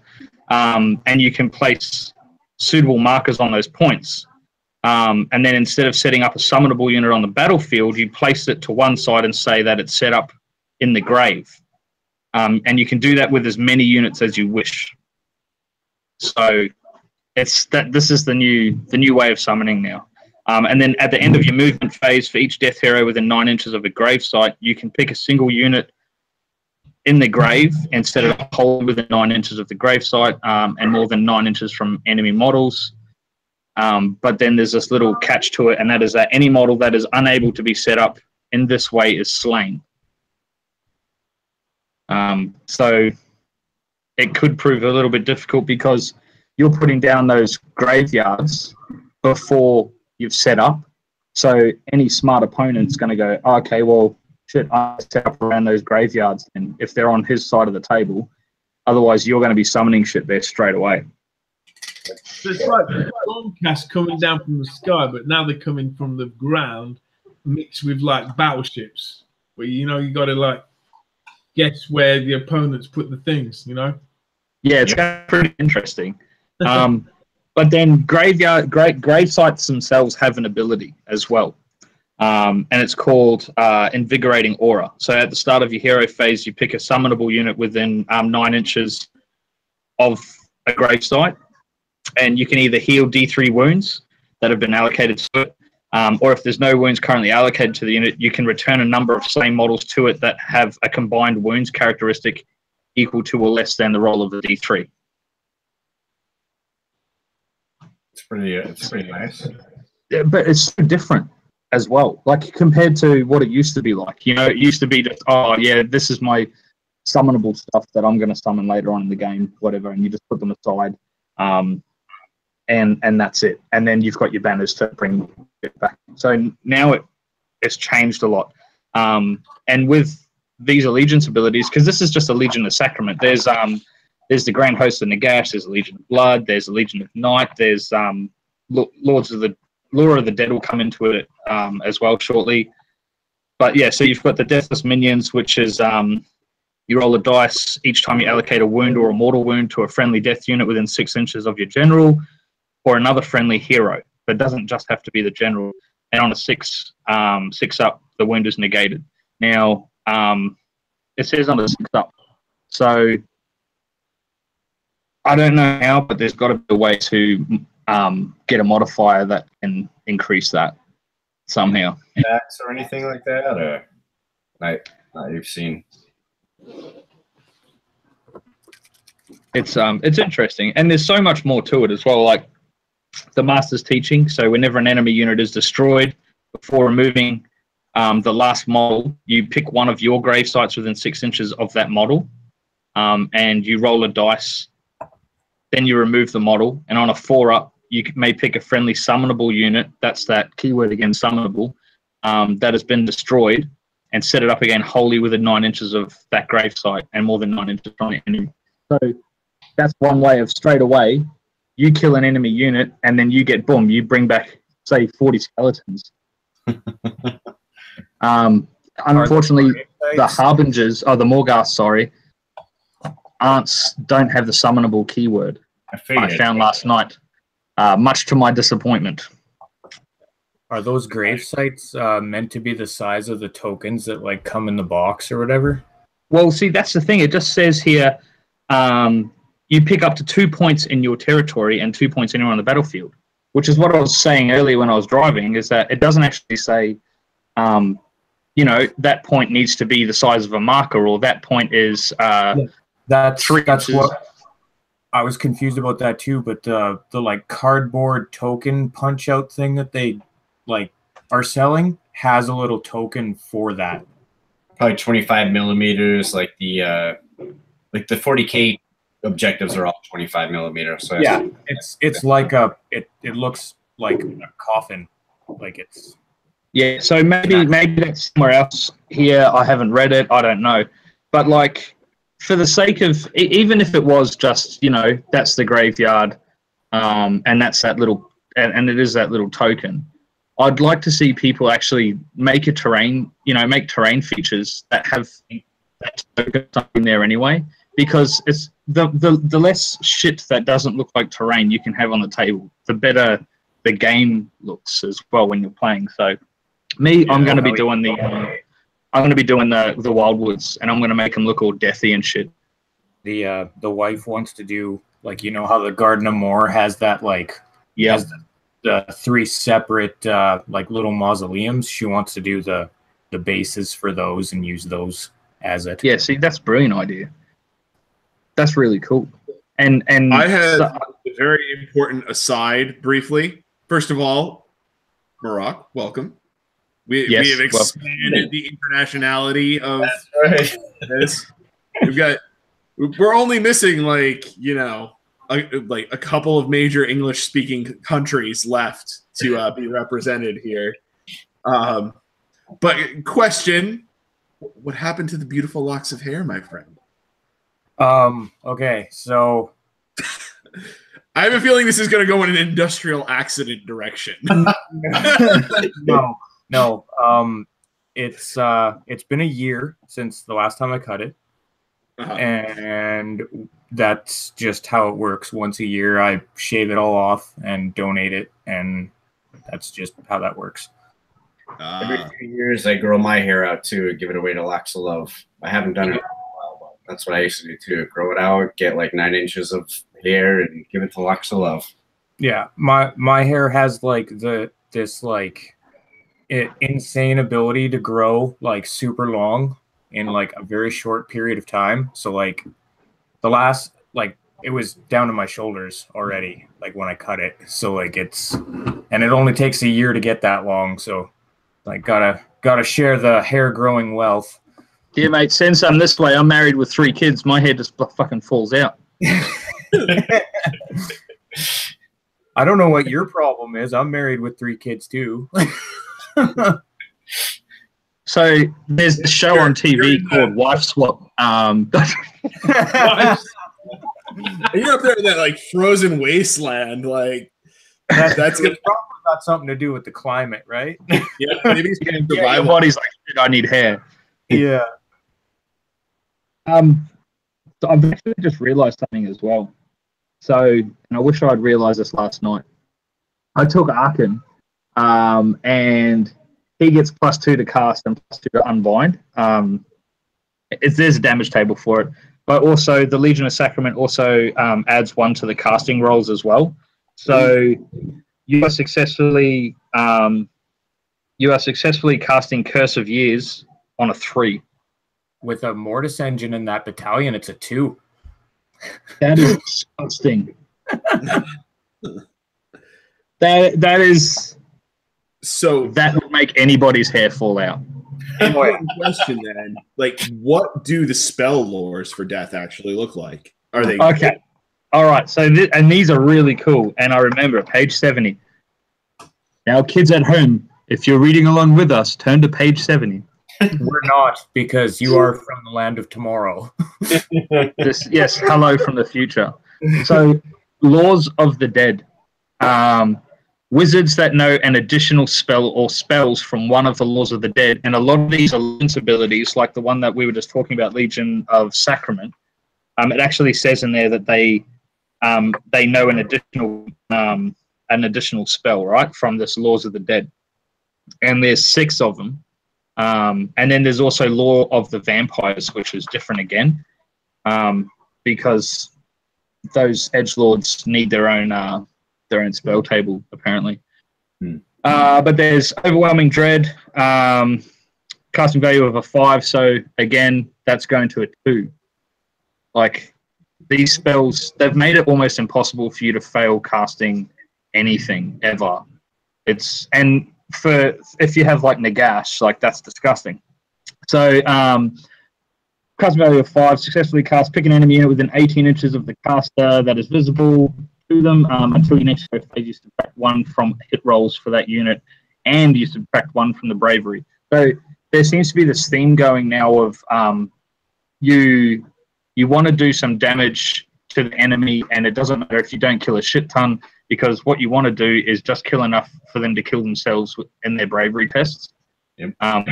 Which is great unless you're playing Space Geckos, which like never fail bravery ever for anything. Fading Vigor was the second one. That's on a 6. So again, that's on a 3 really. Pick an enemy unit within 18 inches, blah, blah, blah, blah, blah. Until the start of your next hero phase, you subtract 1 from the attack's characteristic of that unit's melee weapons to a minimum of 1, and roll only a single dice when making charge rolls for it as well. So that's really good when you're versing like Avs and shit like that you really don't want to get charged from. Spectral Grasp is also on a 6. This is one I tried out last night, which is really good when you want to limit their movement. So you pick a terrain feature within 18 inches of the caster. Until your next hero phase, you have the move characteristic of enemy units within 3 inches of any terrain features affected by any of the Spectral Grasp spells at their movement phase. So that came in handy for slowing down Jamie's skinks last night. Those skinks are deadly. It's shocking how much you can feel for so cheap. They are better marauders. Oh, they've got an 18-inch range on them as well. Yeah. And like that outranges my handgunners. And then you try to charge them and they can piss off 6 inches. It's ridiculous. Yeah, and they have a regular 8-inch move. They're yeah, they're absolutely nasty. I don't know. I think Seraphon are probably the most broken army that there is. I'm painting 60 Temple Guard right now that agree with you completely. Yeah. So Prison of Grief. That's on a 7. You pick an enemy unit within 12 inches of the caster that's visible to them until the next hero phase. Before a unit affected by any Prison of Grief spells moves, you roll a dice. On a 5-up, the unit may not move that phase at all. Oh my god. Yeah, and it's on a 5-up. So there's got to be a way to better that as well. But can you imagine just like not being able to move your Skyfires? That Nurgle was the Nope army. It sounds even worse. And this is just these are free spells that you get just for saying that you're in death and you've chosen an alliance. There's a spell in there too where they get like it's like -1 to hit, -1 to attack, and -1 to save or something too, isn't there? For death? There is a couple. Yes, you're right. There are a few spells like that as well. These are the Law of the Death Mages, right? Yeah. There's two. The other two, and they're similar to what you've just mentioned. Now, the fifth one is Decrepify. I don't know. It's a 6, so again, you'd be hitting that on a 3, easy, anytime. And then you pick an enemy hero within 18 inches of the caster, and until your next hero phase, you subtract 1 from wound rolls made for that model, and you subtract 1 from the damage characteristic of the model's melee weapons as well, for a minimum of 1. Yeah. Hit them with the I can't move anymore. Exactly, and because if you're taking multiple mages, wizards, or whatever the hell they're called these days, then it's going to look really good. And that actually, pro tip, really good against Temple Guard, I think they're called. Very handy. Yeah. And the last one, and this is my personal favorite, especially if you've taken Archon, is Soul Harvest. So casting value of a 7. If successfully cast, each enemy unit within 3 inches of the caster suffers D3 mortal wounds. Then you roll the dice for each mortal wound that was allocated to an enemy unit and not negated. For each 5-up, you heal a wound that has been allocated to the caster as well. And doesn't the range of Arcane spells get 3 inches added onto it, so it actually goes up to 6? So his command ability, right? His command ability, which you use on top of the command ability from the Legion of Sacrament, is until the end of your next hero phase, friendly death wizards within 8 inches of him can increase the range of their spell by 6 inches. Yeah. So, yeah. wizards are you gonna build in your army? Say again, sorry.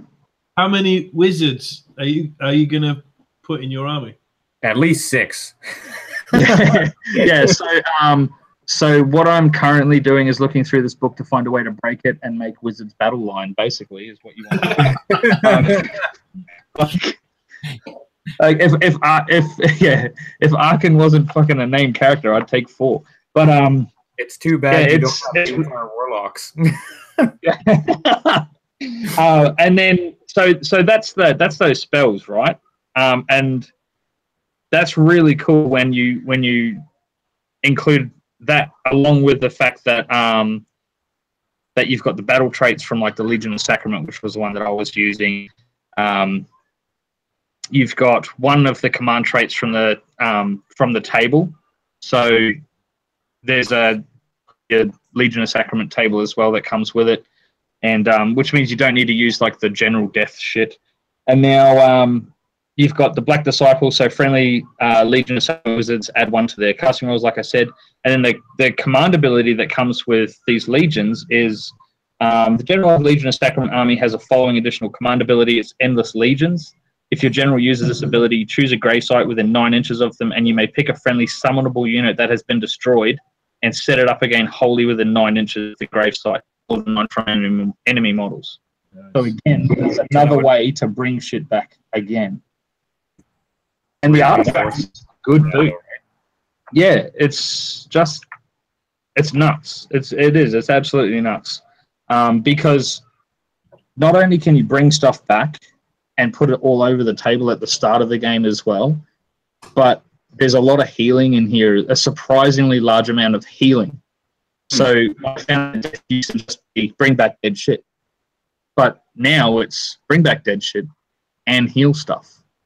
Yeah, I really like that they have done away with the like banners and made it more along the lines of kind of what the Flesh Eater courts did, where they just roll a shit ton of dice and that many dudes come back, whether it's a 1, 2, 3, 4, 5, or 6. Where with all these heroes though, it's just like everybody brings back a D3, and depending on who it is, they get more D3 guys back. Like it's I think the only downside to it is me and probably a lot of other people have painted a shit ton of banners. Like I've got 1 banner for every 10 skeleton warriors. Well, that's all right. That's just -1 to the bravery of everybody around those extra banners. Yeah, I don't think that the banners stack. Bullshit. If I don't see it on a piece of paper, it didn't happen. Well, models in this unit may be standard bearers. Subtract 1 from the bravery characteristic of enemy units whilst they are within 6 inches of any death standard bearers. Ah, god damn it. They had to stick that any in there, didn't they? So it's like matters. How much is Nagash? 800 points. In Australian dollars, he's about 4,600. No. Yeah, he's about the equivalent in dollars. Yeah. I actually had 4 kids, man, but I wanted a Nagash, so now I've only got 3.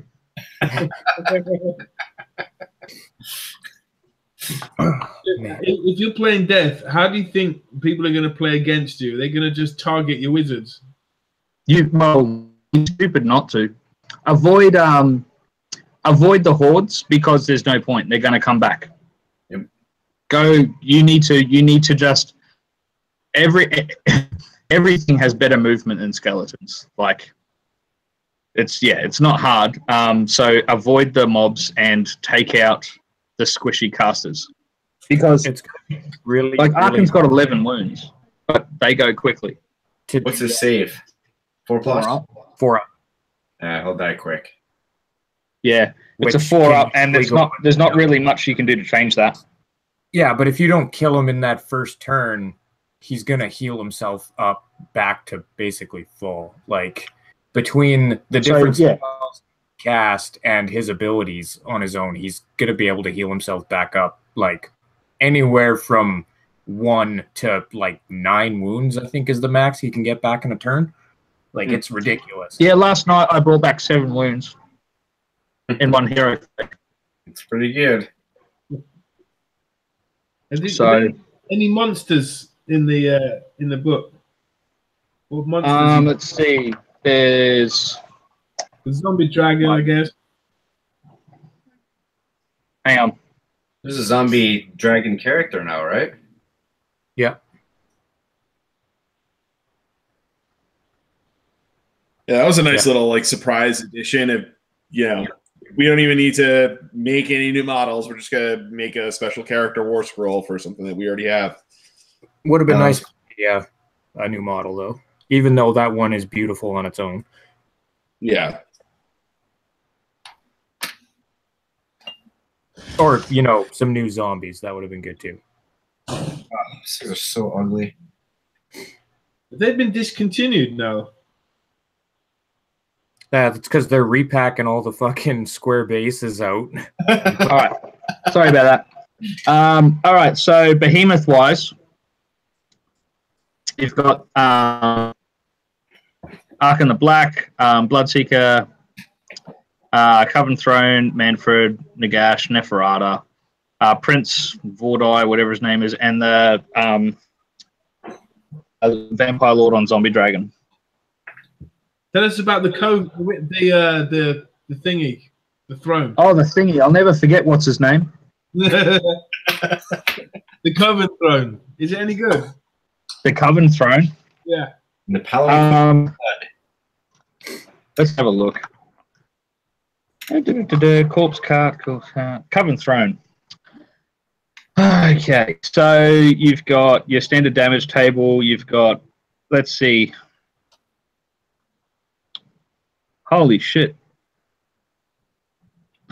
So you could, it has the, as long as you haven't suffered more than 2 wounds, you're putting out 25 attacks.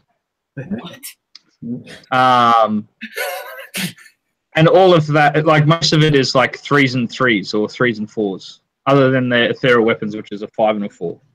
But can you actually take all of those weapons, or is that different loadouts? No, there's 3 vampiresses sitting on yeah, top. so you've got the Vampire Queen's predatory bite, and then you've got her stiletto, and you've got the Handmaiden's needle sharp. High heels, I like it. Yeah, that's it. Yeah. The mistresses of the night. She like just takes off her shoe and throws it at you. Yeah, they're not going to get up to fucking attack you. They're just going to kind of kick you while they're sitting down, right? That's it. And then there's the spectral host stuff. So there's a lot of attacks there, but there's very little rend. Only the shoe has rend 1, but the bite is D3 damage. So you know. Does it have a staring attack, like a bewildering thing that it used to have? Beguile? Okay, so there's the frightful touch. So each time you make a hit roll of a 6 with the spectral, the wound becomes a 1 mortal wound instead. There's a score once per game. You can re-roll a single dice roll of your choice for that model. There's the hunger at the end of the combat phase, in which this model slew any enemy models, you get a wound back. If the model slew an enemy hero model this turn, then you heal 1 additional wound allocated to it as well. There's the Deathly Invocation. At the start of your hero phase, pick up to 3 different friendly summonable units within 12 inches. You heal wounds that have been allocated to each unit you picked. So you roll separate for each unit, obviously.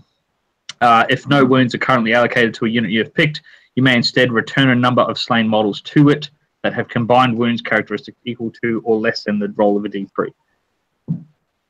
And then there's the Beguile spell, which is staring into her thingy. On a 6 casting value of a 6, it's 3 casts. You pick an enemy unit within 12 inches of the caster, and if the total, and you roll 3. Sorry, if the total is higher than the unit's bravery, then until your next hero phase, the caster cannot be selected as a target of any attacks made by that unit or spells cast by that unit. And there's a kid somewhere calling my name, but I can't see it. Hello, child of mine, wherever you are. It sounds like it's a pretty good, like a great chariot then, just driving into people, healing itself up, dishing out attacks. Sounds like a fucking cheesy death unit to me. Yeah. This book is so good. It's going to take me days to read it, though. Yeah. Do you think they're going to make a comeback then? Which thing is thrown? People are going to be buying them now. Because I never used to. I'm going to buy it. I'm buying everything. Like, I'm just going to buy it all. You're going to have to, like, remortgage your house. Yep, that's what I was thinking. Mm-hmm. Sell your other 3 children. See, it's like you've known me all my life. You know exactly how this works. And it's not my fault it's come to that. It's Games Workshop's fault. It's not my fault it's come to that. Got my wife turning tricks on a street corner just to buy them. Yeah, pretty much. Oh, shit, I didn't pick her up.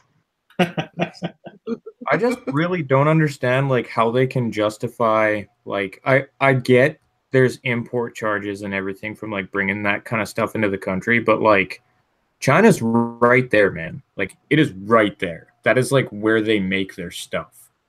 So, like... Nottingham is where they make most of it. Yeah. Yeah, but they have distribution centers in China, which is right fucking there. Yeah. I don't know. The squirrels. Only import them using flying squirrels. Very expensive. I actually need to do a math hammer on international pricing. That's on my to-do list. If you do that, I will be there. I will be there and I will help you. Bitch and moan. And we should get AOS shorts on as well. Yeah. Because New Zealand get...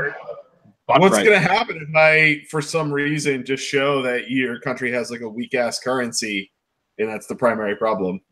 Well, then that at least he'd know. At least he'd know, yeah. Like, it'll probably be like the only show I cry on ever. We're just like talking about the points. Because the running joke here is that every guy who's into the hobby has a list that he's given to his lawyer, and upon his death, the list is given to his partner, so that his partner can know exactly what he actually spent on all of his miniatures, just in case if she decides to try and sell them when he's dead. He doesn't want them getting ripped off, so that's how bad it is. Like, I feel your pain as bad, but like I get it, because like we're fucking like in Canada, we're right here, and like a box that costs the Americans like $80 costs me 120 for like no apparent reason. I blame Justin Trudeau. Well, that would be a good answer. Because if most people don't know, he is a fucking tool. They love him over here, you know. Of course they do. Jesus, probably because he spent his entire fucking time he's been in office kissing other people's asses. except Donald Trump's, to be fair. No, that just happened behind closed doors. Yeah. Oh man. Every time I hear something about Justin Trudeau, I truly feel my heart goes out to you. It goes like out every time I see him in the news, like this last weekend, he was doing like some kind of seminar for like a bunch of people, and they were like, there was this lady in the crowd who was like talking to him about like doing something to better mankind, and he actually interrupted her and was like, people kind. Oh yeah, I saw that. I will pimp slap you across the fucking room. Tonight on Talking Big with PaulMConti. Like,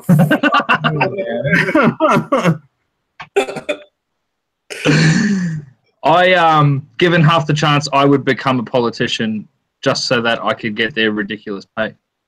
And if you guys think that you've all got it bad, clearly you haven't met our Prime Minister, who is just a penis with feet and unfortunately a very large mouth. So What's his name? if you could picture somebody just walking around in like a giant cock costume, that's our Prime Minister. So on that bombshell, it's way too hot to talk to you guys. I'm going to go for a swim. Okay. You enjoy that, sir. It's been a pleasure. Yep. The Intercontinental Edition of WarHAMMERED. Thank you. No worries, boys. Have a good one. Have a good one, bud. So the very important question that I have not yet asked is, what is everyone drinking this evening? Coffee. I've got cardamom tea. When I went to Ireland in the year 2000, I got some Celtic Crossing. I'm having some of that tonight. Basically, vanilla whiskey. Nice. I am also honoring the motherland of Mr. Remington Steele with some fine Martin Miller's gin this evening, which is actually imported from the UK. Yep. Yeah, that's why I picked the Celtic Crossing. Yep. Yeah. It's 3 in the morning here now.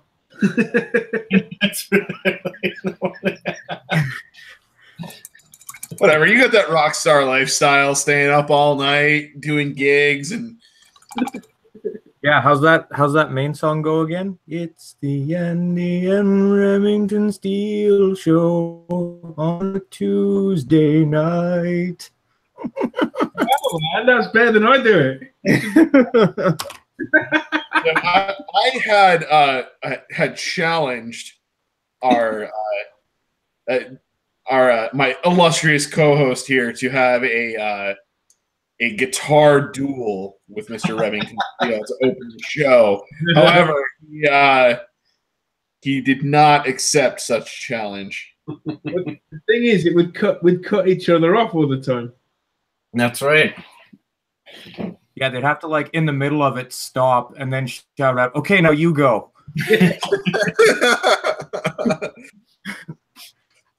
I was going to ask the guy there in Australia, why don't they just get someone to buy what they want that's in England, and then we'll send it to them? Because that's illegal.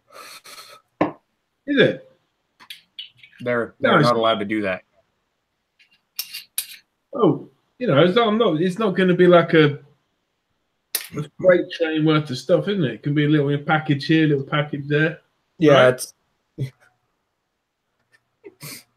Yeah, I'm sure drug dealers say the same thing.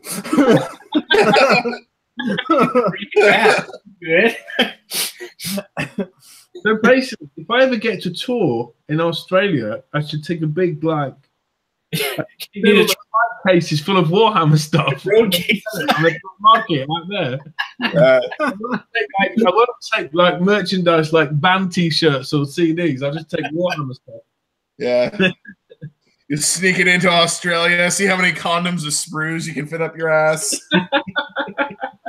I have a funny story. One time we're going on into Canada on tour, and so before we went to Canada, we pulled over and we took the backs off all the cabinets, and that's where we put all the merch, all the T-shirts, CDs, records, everything.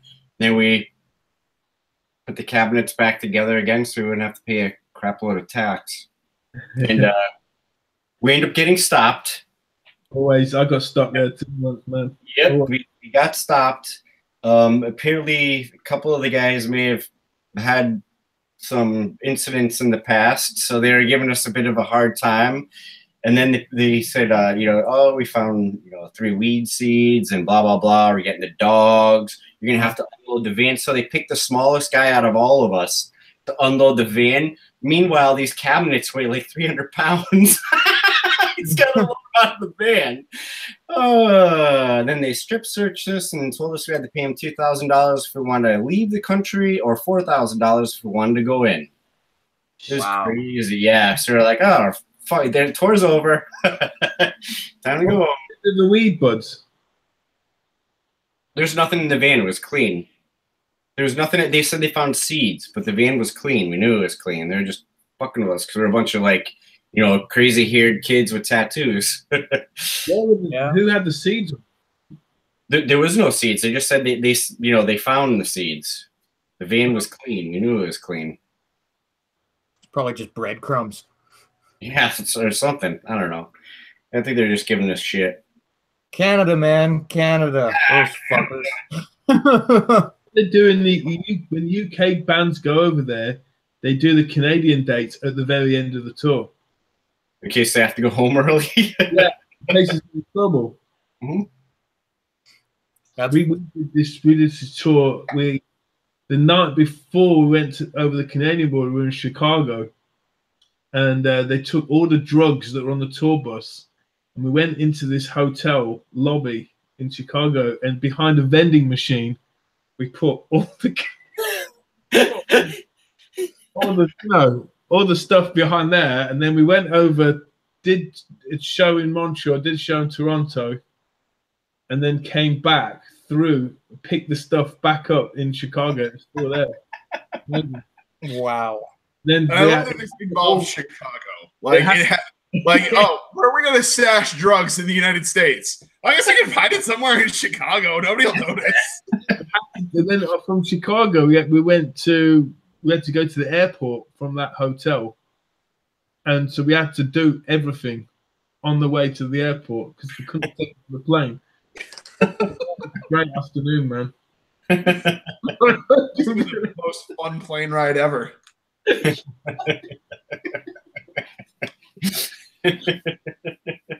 Wow. That's funny. Yeah, the worst thing I've done is like go across the border to buy a keg of beer because it's way cheaper in the States than it is here. It was pretty funny coming back because it was like me and a buddy went and got it and went to go come back. And they're like, okay, well, do you have anything to declare? I was like, no, there's like a can of beer in the back, but that's about it. The guy's like, okay, go ahead. So we just left. I didn't lie to him. I just didn't tell him how big it was. That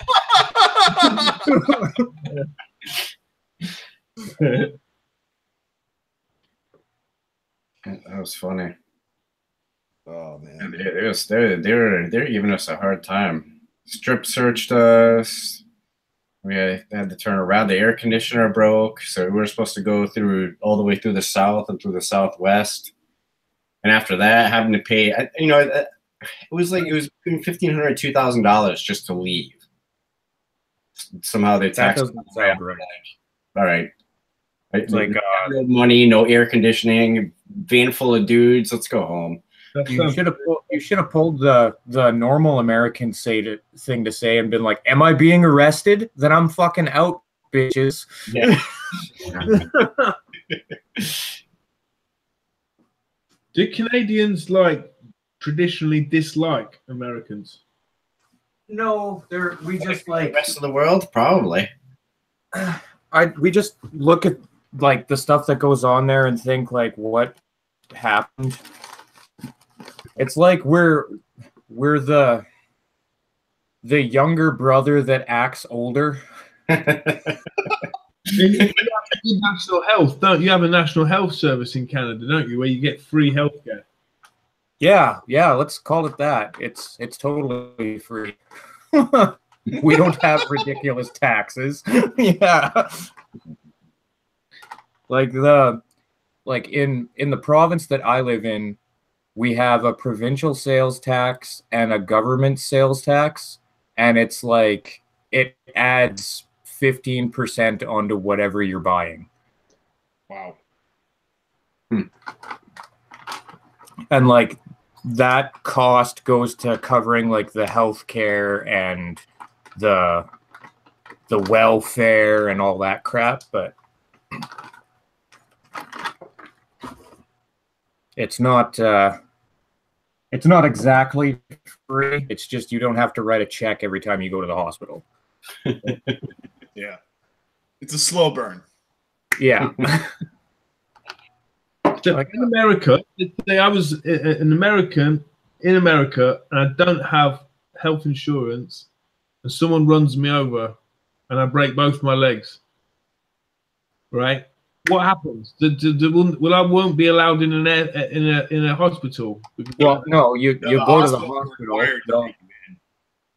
They'll fix you up, and then they'll send you a bill, and then you sue the person that ran you over and get them to pay the bill. But the bill is likely to be what? Could Like be 50 more maybe for broken legs, 2 of them, maybe more than that. I could be like in and out of there in a day or 2. Oh yeah, they'll shuffle you in, shuffle you out. It's going to be big money, big money. What happens if you don't pay it? They take you to court. Debt collectors come after you. You can't ignore it for like 7 years. And it's like it destroys your credit. Like, yeah, right. Yeah. Which credit scores are stupid anyway, but like, yeah, you get rewarded for being in debt. Yeah, it's dumb. It's like, that's a uniquely American phenomenon that you get rewarded for being in debt. That's it's like, I've got a credit score of 800. It's like, right on. You've borrowed enough money from the bank to be in debt up to your eyeballs, and your credit score's awesome because you're making your minimum payments. Thank you. Total scam that. It's happening big time over here as well. You're basically our testing ground, because we seem to be like just following you with everything. Our health service is going towards the American model slowly. None of us want it to happen, but the governments are forcing us to, pretty much, by running it into the ground over here. So more and more people go private. My wife's from England, and like your NHS and everything is like all messed up because of all the like people fucking around with the system, right? Like the guy that's the minister that's in charge of the health over here is called Jeremy Hunt, with a silent C.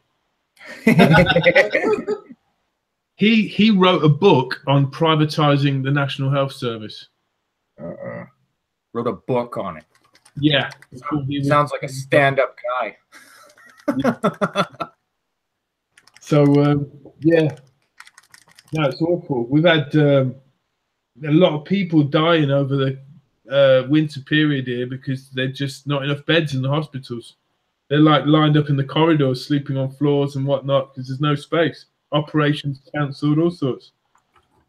Well, didn't they like cut your funding for your like the NHS or whatever by like half or something? So they had to like fire a bunch of the fucking nurses and shit. That is nuts. What they do to get people to have their scheduled operations, they're paying even more money for the government's having to hire in private companies to do the work. That's costing us even more. But we've been in austerity for the past 10 years, financial crash, because our government seems to believe that was the best way out of it by just not spending any money on anything. Yeah, that's so. If you're middle class or middle class, you're living off the same wage as you were 10 years ago. It's not gone up with inflation. I'm very familiar. Groundhog Day. Yeah. I was just saying while you're out, why don't you just get someone from England to buy what you want for Warhammer, then That is not a bad idea. I was going to go for a swim, but I'm at my folks' place, and there's too many kids there, and I do not trust the urine to chlorine ratio. So, oh, I thought you were gonna say you didn't want to scar them for life. So, no. Well, last time I hopped in that pool, somebody did call Greenpeace, and they tried to rescue me before the Japanese pulled me in their ships. Oh fuck! That's not a bad idea. However, the money I save on the plastic crack will probably be spent on shipping, postage. Yeah, because you live on a fucking island on the wrong side of the planet, so it's really expensive to ship anything there. Yeah. However, if you make friends with certain people in Malaysia, you can buy stuff at 45% off. Interesting. Over there. That sounds like some kind of like you're making a deal with the mob, the way you described that. That definitely sounds like there's ladyboys involved. I have. Who have you been talking to? No. There's. I've done a lot of business over there, and I've made some really nice friends. That also sounds very, very shady. I'm trying to make it sound less shady, but in all honesty, it is real shady. So, but it's come out of necessity because I enjoy the hobby and I want to stay in it. But the price of entry for some things over here is just ridiculous, and GW would get more of my cash if they just made it fair. So, you know. That's just the way it is. It's always been that way since day one.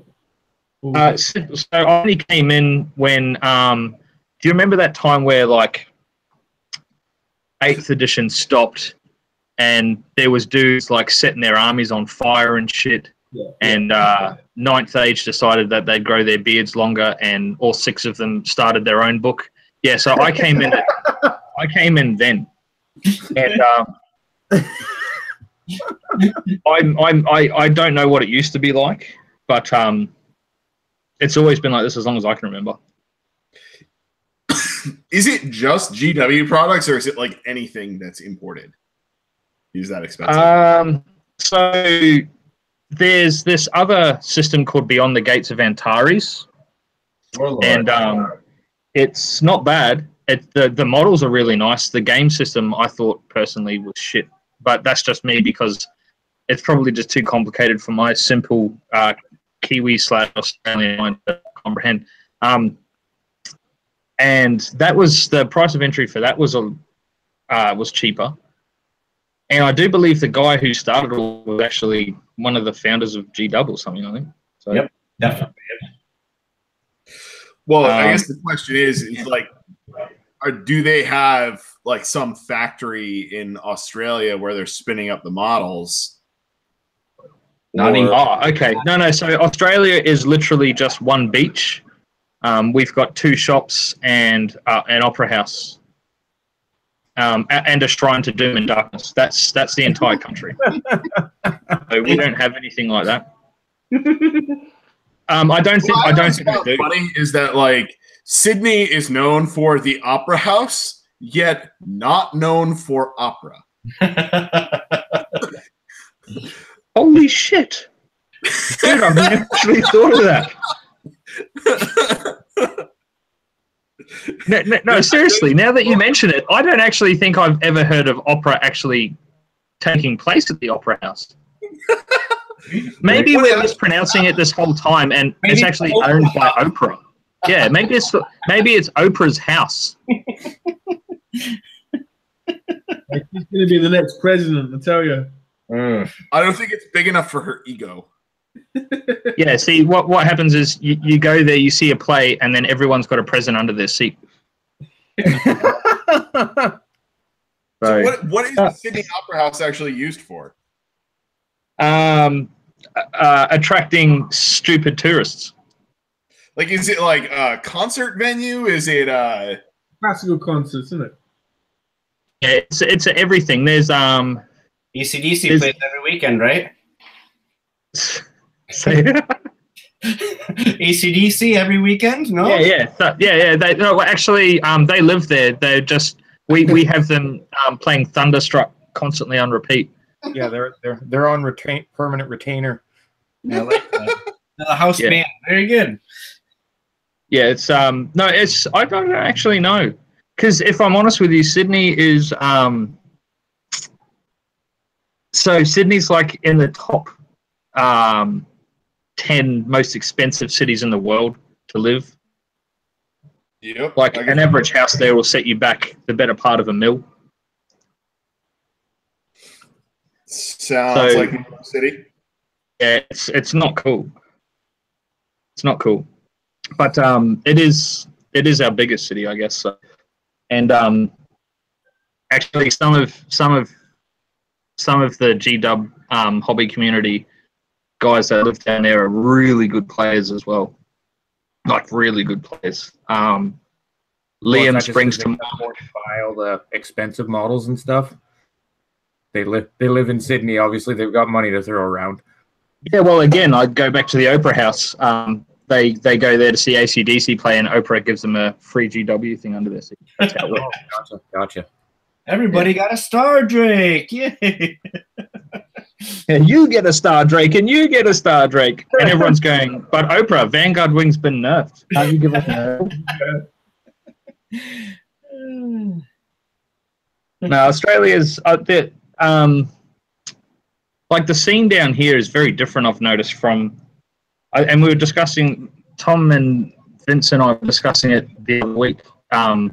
The lists you see like at CanCon compared to what you see in the UK and the States, they're very different. The meta is slightly different. The culture of the game is quite different. So we see things like Skaven and things they'll hit the top 10 here, whereas they won't over there. I'm gonna change that. We've been playing Skaven a lot lately. And fun. Yeah. It's fun for me, not anybody else. Yeah, I think Scryer's really underrated. I think it's because down here we just don't really give a shit. Like we'll just play whatever we want to play, and because we just have fun with it, it just sort of seeps into competitive, and then we get these random lists and stuff. Like Luke Taylor, he's a Brisbane guy. He runs Skaven, and he was in the Masters like this, and his lists are ridiculous. So I don't know. It just seems different. I don't know if our lists would work over there where you guys are, and vice versa. I don't know. Other than like the usual suspects, what used to be Vanguard and stuff like that. 9 Skyfires, blah, blah, blah. Like that still obviously hangs around like a bad smell. Was there a lot of KO players? Have you seen the price of KO? Yeah. No, there's not a lot of KO players down it. You can buy a real airship, right? Yeah, basically. Yeah. Yeah, that's it. We're just like, no, fuck that. We'll buy a real hot air balloon and just put some plastic guys on it. No, there is still KO down here, that's for sure. One of the clubs down here, Warrior Lodge, there's a guy who goes there, his name's Josh, and he's got a pretty tough KO list. You're still going to see it all, but it's just I feel there's more variety, if that makes sense. It makes sense. It's almost the cost of it that forces that sort of a meta. Yeah, maybe. You might actually be right. I haven't thought about it that way. But there's also a very, very active online scene for trading, buy, sell, swapping, and that sort of thing as well. So a lot of stuff that people will get down here will get off sites like that. Like most of my free guild, actually, like 90% of my free guild is actually all bought off a Facebook page. Because it's the only way to really get everything that you want. Seems like that would be the appropriate course of action when you're getting, taking it up the tailpipe from GW all the time. Yeah, definitely. And it's not even like in the advertisements here from GW, when new stuff comes out, like at the bottom in small print, it literally does say, close your eyes, think of a happy place, bite the pillow, we are coming in dry. Like, it's, yeah. I don't know. It's not like it doesn't work. GW must be doing something right, because the scene doesn't die down or anything like that. But what we're finding is the average age of gamer seems to be increasing, and I think that's because it's a lot harder for young fellas to come into the hobby because the price of entry is quite steep, and that sucks. In fact, a little bit of shameless self promotion. Next week, we're actually going to have a teacher on Ozhammer who's getting students and stuff, gaming clubs and stuff at different secondary school, which I think is really awesome. And I would encourage that sort of behavior as well, because it really is like it's harder to find the new generation of wargamers, I reckon, these days. Well, it's better to have them pushing miniatures and rolling dice than fucking putting straps on their arms and shooting whatever, right? Mm-hmm. Yeah. Yeah, definitely. Like if somebody said, "Hey, do you want your kid to, sniff bath salts or play miniatures?" Then yeah, definitely. But it is very expensive, and I mean at that age, usually, like it's, "Hey mum, hey dad, can you buy this stuff for me?" But because it's so expensive here, the parents are like, "Well, son, you can go fuck yourself." Because it's. So that's I think if they made it a bit more fair price wise, they'd probably have a lot more people in the hobby here. But I don't know. Opinions are like assholes.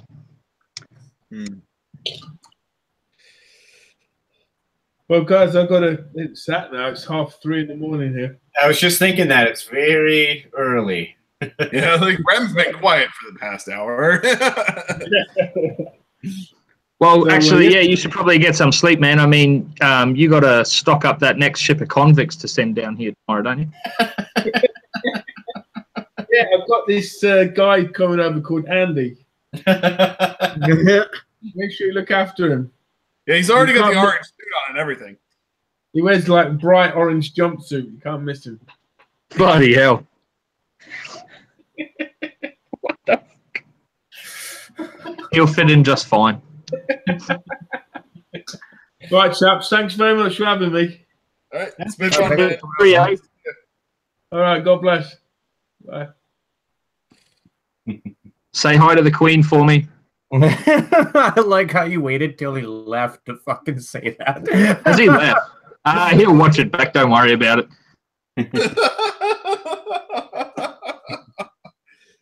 Oh, man. And in fact, mate, if you are watching this back and you do say hi to the Queen for me, tell her I want my fucking land back as well, and she can have her flag. Old lady, blood hell. So here you guys all are painting. That is exactly what I was about to ask. Why are you not drinking gin? Because I already finished my drink, and I need to pour another one. I'm not angry. I'm just disappointed. Oh, what's that? What's Oh yeah, that's looking badass. Come on, little baby goblins.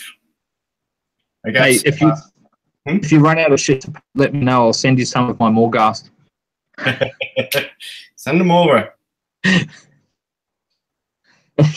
I've been working on the same, it's almost 50 of them for what seems like forever, or all of January and half of February. Oh, God. But I keep getting crazy about it. Take a break and just, give us some background music. I'm thinking a little bit of Tommy Emmanuel should be fine. Maybe some BB King. So you're painting that. What are you painting, Paul? Let me guess, Nurgle. Yeah, I'm currently dry brushing 60 plague bearers. Oh, only 60? Well, 20 are already totally done. They look awesome. The basing is awesome. Charlotte, can you hold one of the finished ones up? They look awesome finished.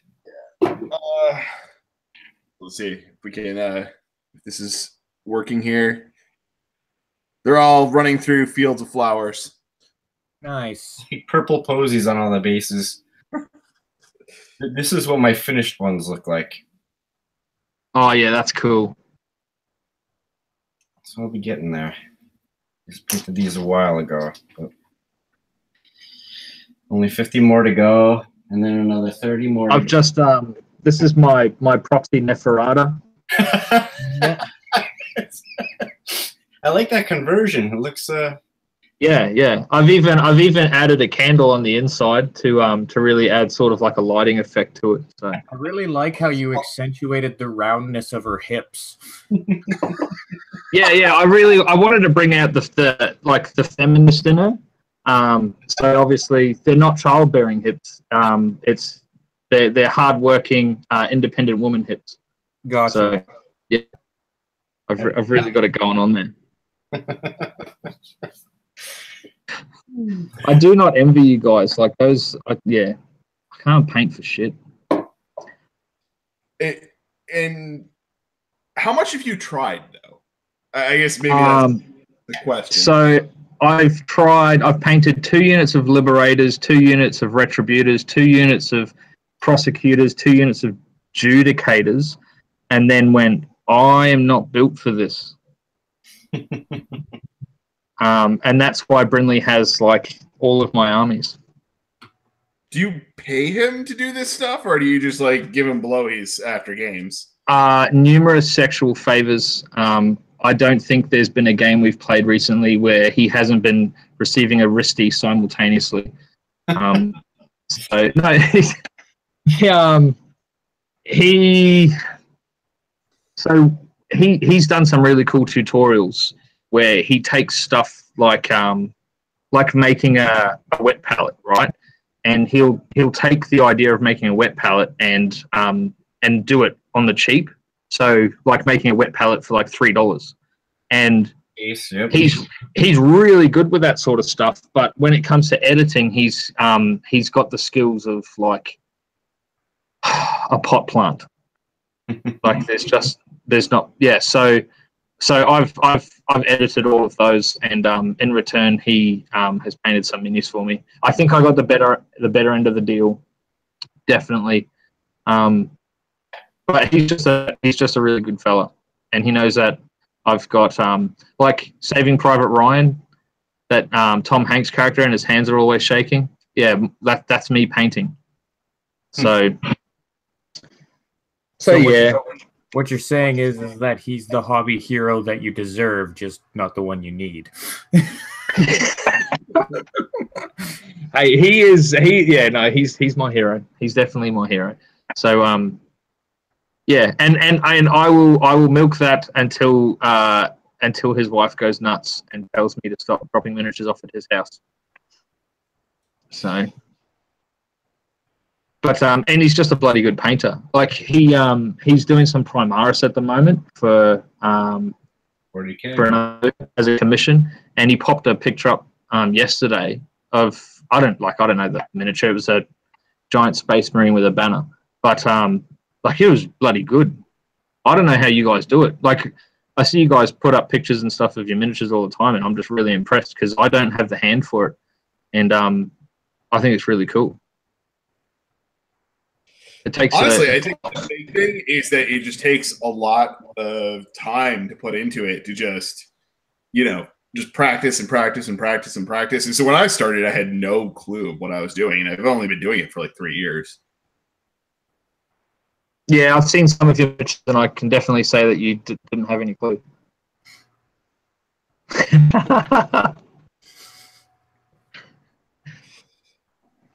Those old Freeguild, buddy. What's that? Those old Freeguild look pretty good, actually. Like your first lot of stuff. So at least you started with some sort of bloody know-how. Yeah, I mean, and I tried to take it up a notch with like my Khorne, and then my Stormcast just got speed painted. Now I'm working on Nurgle, which is, I don't know. I feel like not a lot of effort needs to go into Nurgle. I have a much more of like a Bob Ross sort of zone with this, that it's like, oh, happy little plagues. Do you guys look at art online and stuff first, though? Yeah. A lot of the time, like, I won't look at necessarily like miniatures that other people have painted, but I'll actually go and like look at like actual artwork that has like colors and stuff that I want to use in it, and I'll use that. And then I don't know, it's kind of my way of like just staring at the color wheel instead of actually staring at the color wheel. But Interesting. So is it? What's that? So, but is that you, Paul? Are you going? You go. What's Marak working on? Oh, right now I'm dry brushing the scales on 60 Temple Guard. Oh, my soul's being a little bit broken at the moment, but I see the light at the end of the tunnel because I'm really looking forward to getting to paint this, which is a Sore Soul Blood on foot that I like converted and sculpted, and he's on a big Nice. staircase. Yeah. So that should be fun when I get through this, but at the moment I just did like Vince's zenithal highlight and glaze over, so they've had the wash, and now I'm going back and dry brushing, and then a couple more layers, and then the skin will be done, and then I can do all the gold detail and crap that's on these guys. But knowing how broken that army is, don't you feel bad? Well, see, I think I'm making up for it because the list is like legitimately like 3 units of 20 Saurus Guard, a Sore Soul Blood, a Skink Priest, an Astrolith Bear, and an Eternity Warden with those last 2 are filthy. With the Eternal Star Host Battalion. Oh, that's... But there's no Slan, and I've got to slog across the table at a bunch of Tzeentch Skyfires that just dish out mortal wounds like crazy. So like, you mean teleport across the table, because that's what those guys do now. What's that? You mean teleport across the table, because that's what those guys do now. You can't teleport. What? There's no Slan in the list. You can't teleport without a Slan. Yeah. Then you're definitely doing it wrong. No, I'm doing it right because fuck that fat toad. Huh. No, you gotta always have Mr. Toad's Wild Ride. Nope. You gotta put him on a Balewind Vortex. Yeah, so Jamie, the other night we were playing, and he had Croak on a Balewind Vortex summon a what's the one that you can Croak can say, hey, you take my wounds for me? The Eternity Warden. Yeah, and then he just plonks the Eternity Warden on top of the Vortex with the Croak, and we scoured through the FAQs and rules to see if it was allowed because he wanted to know. And sure enough, there's nothing there that says you can't. Did you bump the table so everything fell over? I thought about it because his Croak's the old metal one as well, but yeah.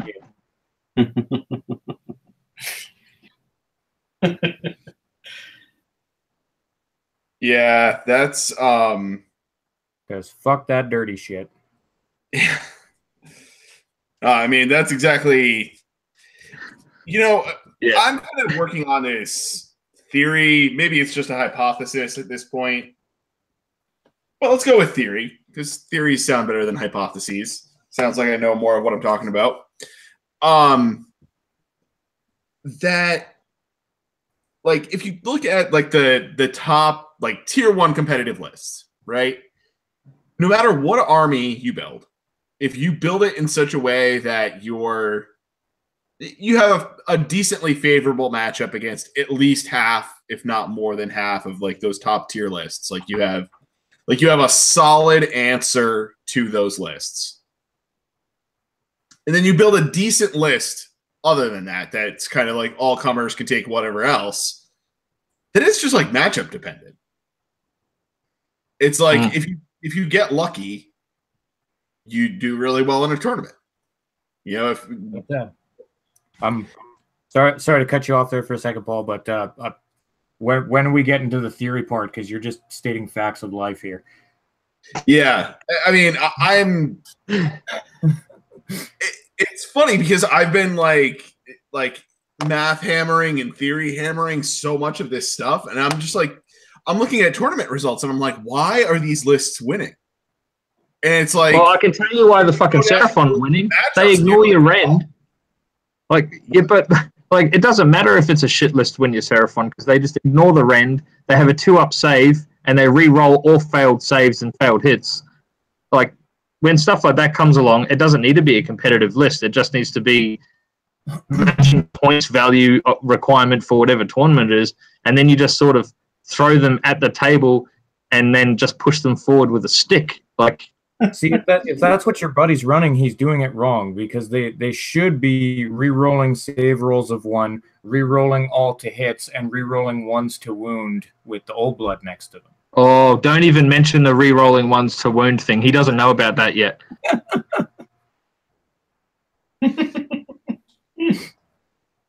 Yeah, my regular opponent has dubbed the list that I run like the re-roll list, because it's like, okay, you need to make 10 saves. Okay, roll the 10 saves. Okay, I passed all but 2. Re-roll. Okay, pass those. And it's like, okay, your turn to attack back. Okay, attack. I've got 3 attacks each with my 20 Saurus guards, so there's this many attacks. Okay, I've got 10 misses. I get to re-roll those. And then you get the rest, all your hits together, and then it's okay, roll those, and then, oh, all right, well, I get to re-roll 1s to wound, so I'll re-roll those. Yeah. Okay, so apparently my little brother has set the barbecue on fire, and this now means that I have to cook. Gareth, if you ever watch this, fuck you. All right, I've got a jet, boys. Later. Have a good one. Thanks for inviting me on, and you boys are always welcome if you want to take a trip down to Australia, by the way, and maybe we can show you how real men play. Barbies? Get it? The barbecue? Barbies? Oh, fuck. That was Australian humor. Yep. Tell them not to burn the shrimp. Yeah. But yeah, I mean, I'm kind of getting into this headspace that's like, I think there's a lot of lists that are competitive, especially with the way that, you know, looking at new armies that are coming out. Nurgle is incredibly resilient. Like, there's not a bad, incredibly resilient build. What's up? I don't think you can make a bad list with Nurgle. I think it's all, if you know what you're doing, could be really good. Honestly, I think every army has a build that can be competitive. I think it's got more to do with the people that are piloting the lists than it does the actual lists itself. Like, if you've got somebody who knows what they're doing, who comes to the table with what people dub as a shit list, but they've been playing it forever and know the intricacies of it, they're going to walk away with the win 90% of the time. Yeah. I think there may be like analysis paralysis going on with some of these lists too, that people are just taking one thing and taking it to an extreme that it doesn't need to be taken to. The net list problem. Yeah.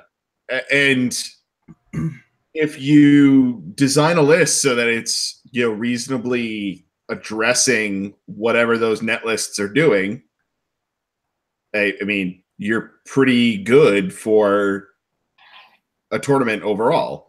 I mean, what's really interesting to me is that, like, so many people are running virtually like identical Tzeentch lists, virtually identical Stormcast lists, and they're just really popular. So you look down tournament standings and, like, yeah, there's always a few up near the top, but there's like always a bunch of them clustered at the bottom too. All the way through, yeah. Yeah, those net lists have had people that actually like devote hours of their lives trying to like deflect what those net lists do. And then those guys go to tournaments too. And some of those net lists get paired against people who have tailored their list to deal with them, and some of them don't. And that's why some of them end up back at the top, right? Yeah. It's like, I mean, how many Tzeentch lists just fold up against somebody that is playing a list with like good shooting that outdrops them? Yeah, right. Or an alpha strike list where they just pop in and are able to get at that Lord of Change or the Gaunt Summoner or whatever, right? Like, yeah, I mean, if they're playing like Change Host or something like that, they'll be able to at least like look at your list ahead of time and probably bubble wrap that stuff so that it will withstand the alpha strike. Yeah, but if you're playing KO and just put them off like a couple of inches off their 12-inch deployment zone and then just open fire, I mean, yeah, it's kind of Can't hide from KO. there's not much defense when it comes to things that are just like, well, I can see you, so you're dead now. Yeah. Yep. And I think that's where like Nurgle and Death are really going to shake up the metagame, I think, because like they don't care. Like they deal with those alpha strike lists, which were the things that were beating something like Tzeentch or KO. And they're really resilient, so they're going to be able to withstand the onslaught of Tzeentch and KO. Yeah, I'm really interested to see like what people do with the new Death, because like Archon the Black and like a bunch of skeleton warriors are literally just going to march across the table unfazed at you now. Like it's going to be ridiculous. Like he's going to have his Curse of Years going off on a 2. Like it's just going to be retarded. With KO, it's going to be the same thing. You know, roll up with the clown car, single drop, determine who goes first. Archon is gone first turn. Yeah, but like that's the thing too. Like it's dice rolls, right? So like if they don't get the rolls they need to kill him in the first turn, he's just gonna heal up. So like you have to deal with him like right fucking now. Yeah, and actually 14 wounds and a 4+ save. I'm gonna murder that fast. I'm not even gonna worry about it. It's 11. I've been looking at like the Glotkin having 18 wounds and a 4+ save. And I'm like, wow, that's actually kind of squishy. Yep. Like that guy's going to get dropped round 2 at that. Like ideally, you're going to last 2 rounds in a really targeted firefight. Here's the question: does Arcan even have to deploy on the table? Like, can't he deploy off table and come up through one of those fucking graveyards? If he has the summonable keyword, but he probably doesn't. Yeah. If he has a summonable keyword, yes. If he doesn't, No, I thought the summonable keyword thing was to bring dudes back after they'd already died. Like, I don't the only way they can bring things off the board like that, as far as I know, I haven't looked at the book yet, but as far as I know, yeah, some special rule that lets him do that, then he can do it.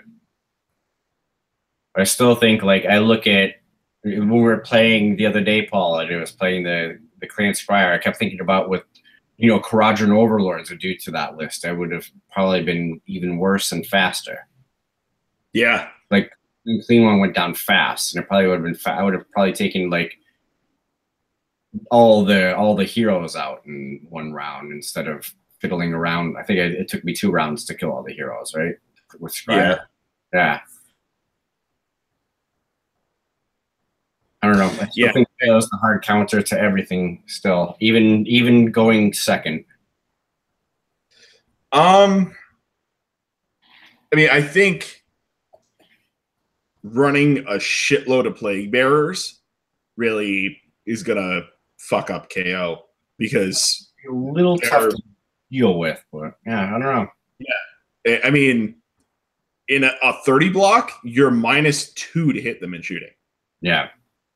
So, like, hey, I don't care about your Ren 2 Skyhooks. Yeah. You're not even going to hit me. Yep.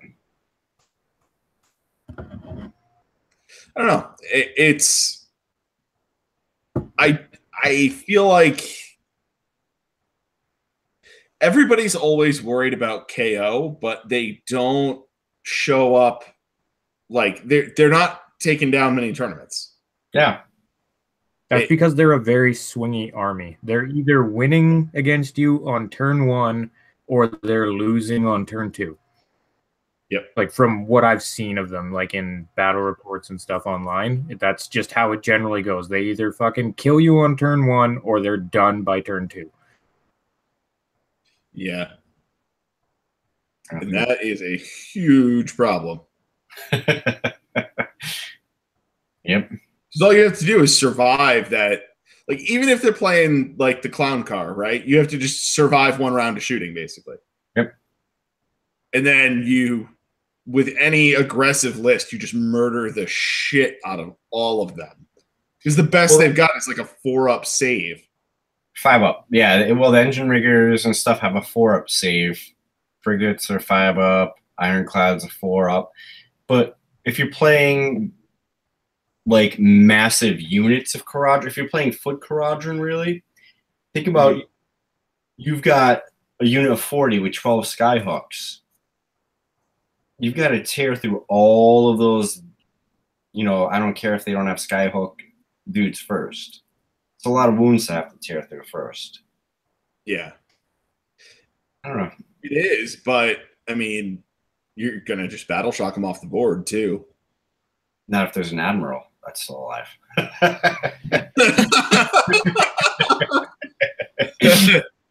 Oh, that. Speaking of like battle shock, I used a Carnosaur in the last game I had. Oh my god, is Blood Roar amazing! Holy shit! Like, and what does that do? It's just all you do is you roll a die. Like, your opponent rolls his battle shock, and you roll a die. If you roll higher than what he rolled for his battle shock, D3 more models run away. Oh, that could be bad. Yeah.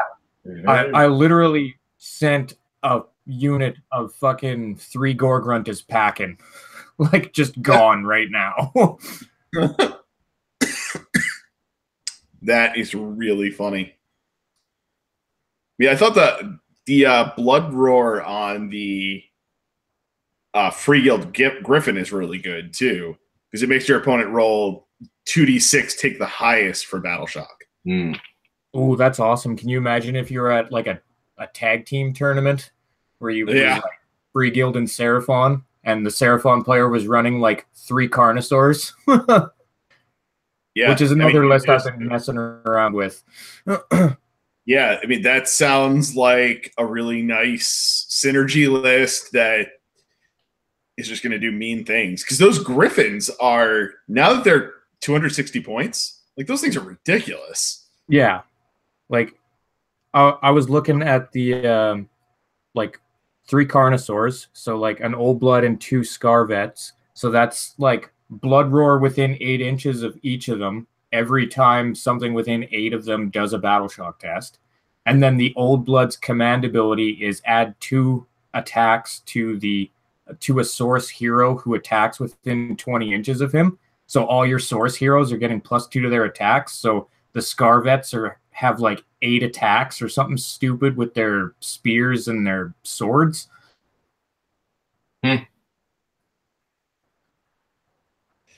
Yeah, that is discourteous. Yeah. And then, like, you take all the banners in the Seraphon army that are like Saurus are minusing 1 to the bravery of enemy models that are within 5 inches of them. So you've got -1 to their bravery, so you're making dudes run that way, and then you've got like 3 Blood Roars going off a turn on top of that. I mean, how much fun would it be to trigger off one of those Blood Roars on, say, a unit of 4 Fulminators? Oh, that would be fantastic. Or 4 Concussors. Yeah. Concussors. Eats them forever. Hey, can we talk about for a second what a sleeper hit the Tempestors are? Oh, they are, like, I knew those guys were good from the start. Like, when I did my Stormcast list, like, it was literally a debuff list. Like, because I ran all Paladins and then Tempestors on top of that. So it was like -1 to hit for shooting against me, and then you're -1 to hit in combat and all this other stuff. So yeah, it was. I knew they were there, it's just nobody was using them. Yeah, nobody was talking about them. And now it's like you can make a really strong Stormcast debuff list, and you can put a lot of your guys on a 2-up save. It's just ridiculous. Yeah, I think most of the reason why like they weren't talked about that much was because fulminators and concussors are just so good. Like, yeah. Yeah, and I'm still yet to be convinced that fulminators are actually that good. I really like the fact that they get +1 to their save against shooting. And like on top of that, like if you get a unit of 4 of them going, like they're gonna pump out a bunch of normal wounds before combat. And if they charge, like I think on their own on paper, fulminators aren't that great, but if you combine them with like a Knight Heralder and have them retreating and charging into combat again every turn, like that's eventually going to do some damage. Like, yeah, but then they're like their breath weapon is supposed to be like their big saving grace. Like they're like your ace in the hole. Like, oh, you got me stuck in combat. I don't get my charge bonuses, so now I can just like breath weapon all over you. But if you're like, yeah, but now you back in the truck up charging again, then you don't get to shoot. No, you get both because their Dracoth Breath isn't a shooting attack; it's an actual ability on the War Scroll. It's just like the War Cloak on the Celestant on foot. No, the Fulminators is a shooting attack. The one that is on the Lord Celestant on Dracoth is an ability. Uh-oh, is everybody doing it wrong? I think everybody's doing it wrong. I love it when everybody reads the internet and then does it wrong. Very fun. Good job. Yeah. Let's see here. Are you pulling up the War Scroll now? Oh yeah, I have to see. Well, this is like a linchpin in his list, so of course. No.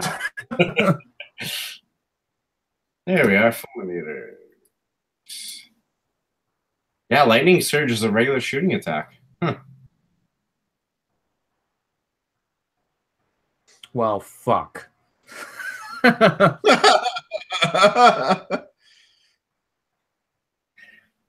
Yeah.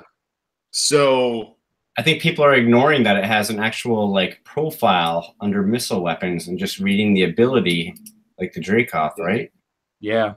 Well, I mean, when you're so used to running Lord Celestant on Dracoth and he's got that thing going on, like you just assume the other Dracoths would be the same, right? Yeah, they're not. Well, they are exactly the same, except that it's not on a missile weapon profile. Yeah.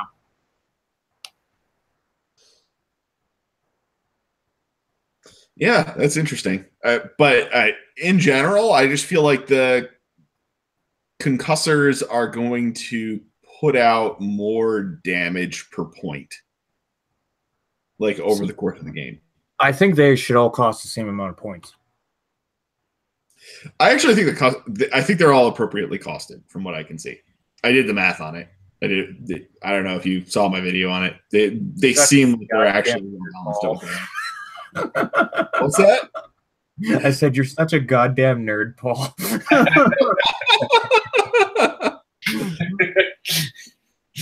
I mean, they're really easy to compare because they're all the same fucking thing except for like 2 lines on the War Scroll. So you can figure out how well balanced they actually are. No, I think that they should all cost the same as the concussors do. So they should all be 280?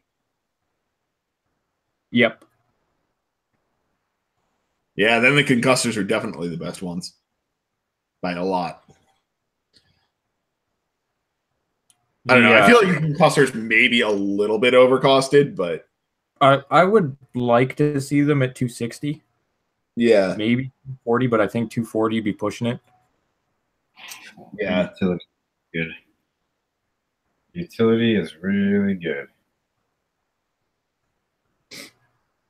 Yeah. I mean, I think the fulminators having the -1 to shoot them is definitely good. They don't have -1 to shoot them. They have +1 to their save. Against shoot. Their save, but it's the whatever, paladin. same difference. It's not. It's very different. I know. I'd rather minus to hit than plus to save. I would too. I'd rather just have you not hit and not have to make a save. That's exactly. Damn it! Now I have to actually go in math and see which one is better. I've never actually really thought of that. What's better, to have the save or to have the minus to hit? Yeah. I would take the minus to hit every day of the week. Hmm. I let my automatic calendar do the math for me on that one. Yeah. The instincts. The instincts, yep. Trust my instincts. I can't wait to get these goblins painted and played. That's going to be fun. Yeah. My opponent that I play on the regular, went from bitching about my Skinwolf army to bitching about my Saurus Guard army. It was pretty hilarious. Yeah. There's a lot of really nasty things in Age of Sigmar. Yep. It is, yeah. Hey, It is just like a wild street fight compared to like 8th edition. and that's what I love about it. Yeah. There's no like lining up and maybe you kill a couple dudes and people are going to lose because of leadership or bad positioning. It's a little bit. It's a wild street fight. I enjoy that. Yeah. It's like a fucking knife fight. Yep. Brought a squig to a knife fight. Not good. I don't know if I'm working on a colossal squig. I'm actually going to end up with 2 of them. And those are going to be fun. Isn't that like one of the easiest paint jobs ever? I don't know. It's like a big ball of chewing gum with a mouth. It's going to be like that. Mine's going to be a little bit more difficult than that. It's going to have polka dots. It's going to have goblins all over it. That's for sure. Nice. Could be more like I have a bunch of Mangler squigs, and I've got a bunch of bits for the old dwarf gyrocopters. So those are going to end up being very interesting. I've got a bunch of fun conversions planned. It's actually trying to convince my buddy who plays Iron Jaws to add some squigs in there. Like go Destruction Allegiance instead and add in some squigs. Doesn't even need to. You can add in a bunch of squigs just as Iron Jaws Allegiance with the Alliance abilities. Are they Alliance? I thought they could only take like... Well, I guess I was only looking at Behemoths, but I should have seen it there. But yeah, the thing he's ticked off about is that he can't take his Iron Jaws and like convert them to like wearing big bear fur coats and stuff and like ally them in with the Beast Claw Raiders. Oh, I know, yeah. That'd be cool. Yeah, it's like I was happy about it because I did not want to stare down a Maw Crusher and 2 Stonehorns because that would suck. Yeah, that'd be pretty strong. Fossil Squig is going to be fun, though. Those things are fun. You need to do like just a normal giant squig with like a goblin riding in. A goblin what? A goblin like riding in his mouth, like holding on to his tonsils. Like the old, like the Warhammer Online? Yeah, exactly. Yeah, his mouth isn't going to quite work, but they'll definitely be riding around on the back. Lots of them. What are you going to use for the goblins riding them? Is it just going to be like the night goblins or? Yep, it's all night goblins. It's going to be, I have a bunch of the fanatics with their chains, so they'll all be whipping all over the place. Yep. Perfect. I think I'm going to build like a little howdah on top of them. Mangler squigs, and you have little howdahs on top of them. I don't like the way like the Mangler squig model is with 2 of those big squigs like modeled one on top of another. I just don't like the way it looks. No, it I don't know. When it comes to miniatures, I really like having balance. Yep. And that one is just like, I don't know. It's it's cockeyed. I don't know. It makes my OCD go nuts. Yeah, I don't like it. I'd rather build like a big goblin, like Howl's Moving Castle on top of it. Oh yeah. You should totally do that and then convert a goblin that's like covered in raven feathers. That's a good idea. Yeah, that's kind of my plan with them. That'll be fun. Yeah. Oh. You doing anything crazy with your Great Unclean one there, Paul? Or No, my Great Unclean one's already done. He was like the first Nurgle model I painted. Just like went straight in for the good stuff, and now I'm painting Plague Bearers forever. yeah, now you're just drudging through. But you know what? The Plague Bearers, I'm not going crazy on them, and I'm just going, you know what I can do with these guys? Base it, wash it, dry brush it, highlight it up, do the details, done. You don't even need to do that. Yeah, I mean, even that is like more steps than is reasonably necessary for those, but like that'll take them to a decently high quality without a lot of energy. You could literally have just like base coated them all and then like washed them and then dry brushed them as the highlight and called them done, right? Yep. Well, I mean, they have weapons, they have guts, like they have some level of detail to them that needs to get addressed. Well, that's what Blood for the Blood God's for. I mean, you just coat everything else in that, and you're good to go. So true. And then John, that's done fast. Yeah, I mean, while I was sitting here, you know, we've been on like 3 hours. I did like the wash step and the dry brush step on 60 of them. Nice. I highlighted 3 Night Goblins so far. Sweet. We're really moving. I am through about half of the dry brushing on my Temple Guard, and then I've got to go back and do actual highlights on like the skin. Yep. Which is going to take way longer than this step. I'm actually kind of not looking forward to it. I get a little too OCD myself. Like, why am I putting 4 and 5 layer highlights onto wrinkles in the robes of Night Goblins? Because reasons. Just put them Because down. you hate yourself, that's why.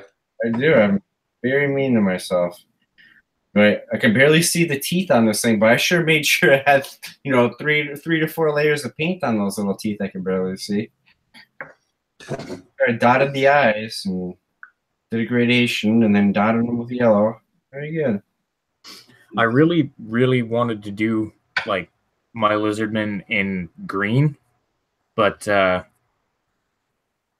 blue is just so much easier with like the zenithal highlighting to just glaze on and have it look good. Mm-hmm. Yeah, I am still not sold on zenithal highlighting because I don't use like thin paints. Like I tend to I'm not like airbrushing. I'm just using Citadel paints. So I'm not like unless I just go with just the shades. Like Paul, even if you were to like you do your black base coat, right? Like your undercoat or whatever, and then just take like a white and just dry brush them white and then do your wash or whatever over top of that. Looks awesome. It would help you. Like you don't need to use an airbrush to zenithal highlight. Like it makes it way faster. I'm not gonna lie to you, but you can do it just dry brushing, and if you wanted to take it further, you could dry brush gray on before you put the white on. But really, the only 2 colors you need are black and white, and that is it. Interesting. I'm just doing it. I just still haven't really given it a go, and it really like the main reason is like I feel like whatever I actually paint,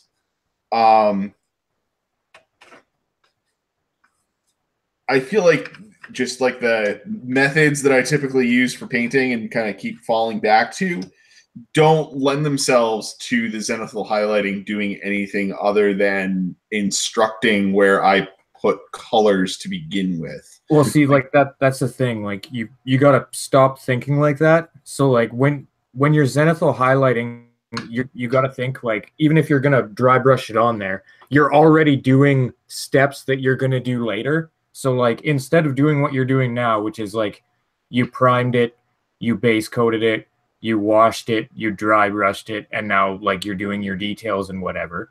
Well, with this, you could have just, primed it, dry brushed on your white, washed it, and then put your details on.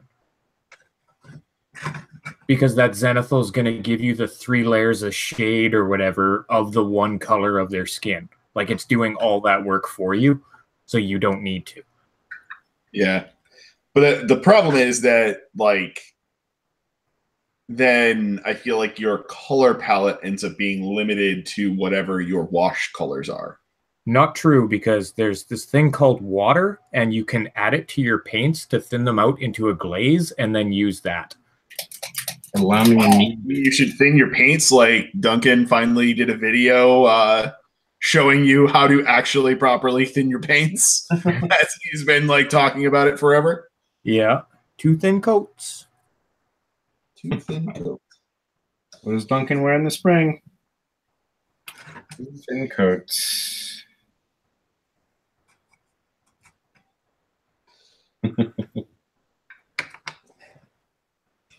All right, gents. Speaking of this having gone on for 3 hours, I think good night, Paul.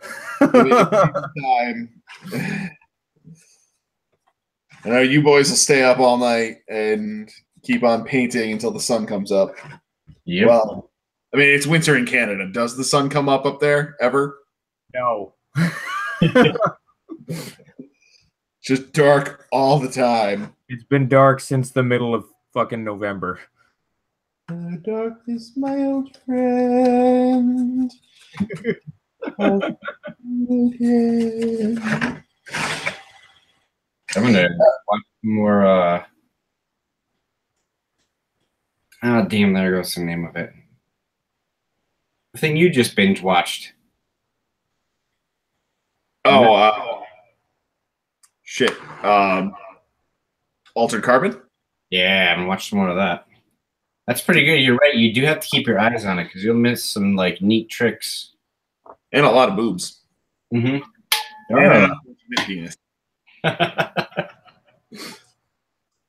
Yep, there's a lot of Game of Thrones-esque nudity in it for sure. Yeah.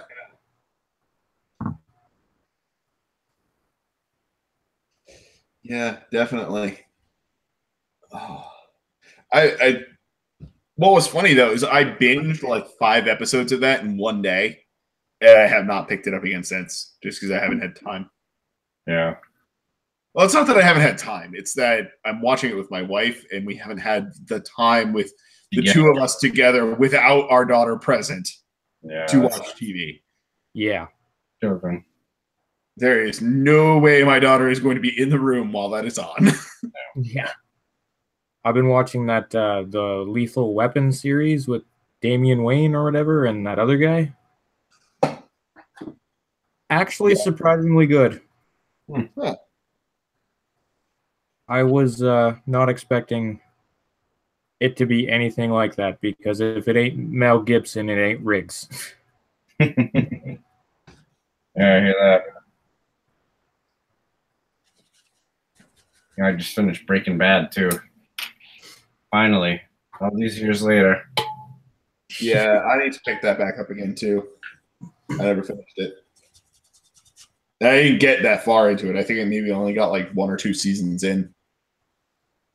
It's cool. I like the characters. Yeah. My wife was like, "This is way too depressing. I cannot watch this show." That would be mine as well. That's funny. My wife said the same thing about Game of Thrones. That's when like my wife is like right there on the couch with me. All right, it's 8:55.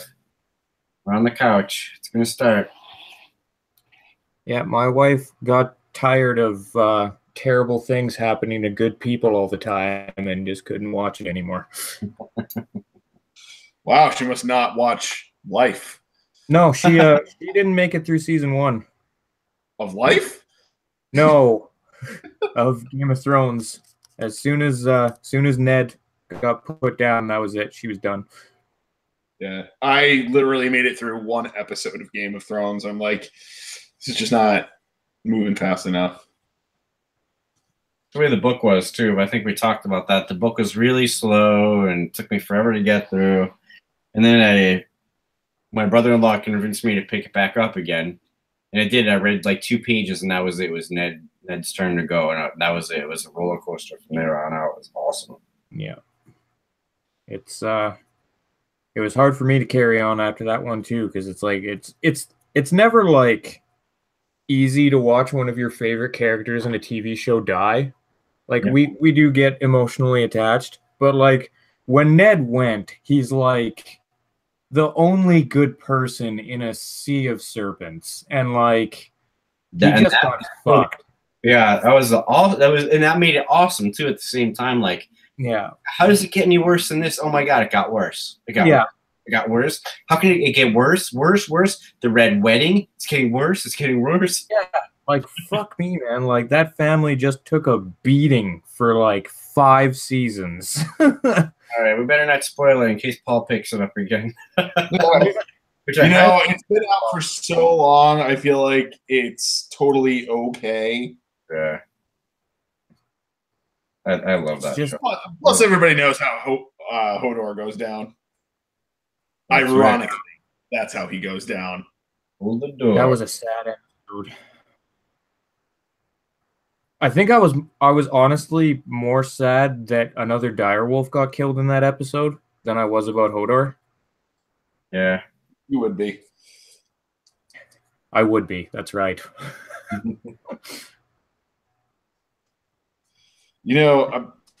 I had said that we were shutting this down, but we obviously haven't shut it down yet. So why not just keep asking ridiculous questions about nonsense? What is the origin of your obsession with wolves? Wow. Okay. Or is that just an I'm Canadian thing? No, it's not an I'm Canadian thing. When I was like a little kid, I had this like blanket that had like a wolf on it that my uncle got for me, and to be perfectly honest with you, it's just kind of followed me ever since then. Like I had that blanket until I was like, I don't know, 13 or 14. And then I was just way too big for it. So we got rid of it. But yeah, it just kind of followed me from there. And like, I don't know if it is partially because I'm Canadian too, that I just have a natural respect for like that animal as well. Like, they're incredibly social, but at the same time, completely and utterly savage. So, like, I don't know. It's just maybe. Yeah, that's like a very succinct description of Canadians to me. Yeah, like I don't know. It's I can relate. We'll say that.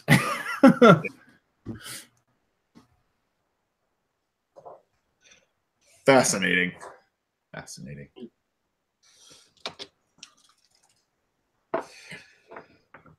Oh, Really hard question to answer. You actually made me think, Paul. God damn you. I am quite talented at forcing other people to think. Here I was sitting nicely, just mindlessly dry brushing, and then you popped that on me. Like, that was not cool at all. That's funny. Yeah. You should go on a journey sometime of me asking ridiculous questions. What the hell That happened? was like all Warhammered was about. What, just asking nonsense? Yeah. I mean, look at the Maggotkin review. That was like... That had more to do with Wire Slayers and KO and other bullshit than it did about the actual Nurgle book, right? Well, of course it did. Tom was on. Yeah, Nurgle. Was it a Nurgle book? Yeah, you drank too much vodka. You don't remember. I don't remember. Not tonight, though. Small glass. Yeah, I just had one gin and tonic tonight. I mean, I'm sober already. I'm a little disappointed in myself. What? Why? You should be more disappointed in yourself the fact that you were off of one gin and tonic.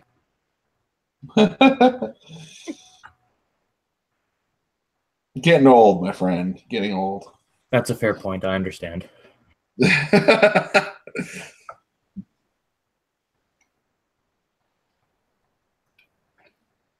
I'm super stoked to get these Moon Goblins in a place where I can play them. Painted up, ready to rock, full army. Are you one of those hobby snobs? What does that mean? I have to play with fully painted armies? Yeah. Nope. Good. He brings gray rats to the table all the time. Not all the time. There was barely any last time. It was like 3. My Skaven is mostly painted. It's impressive considering it's a horde army. Mm-hmm.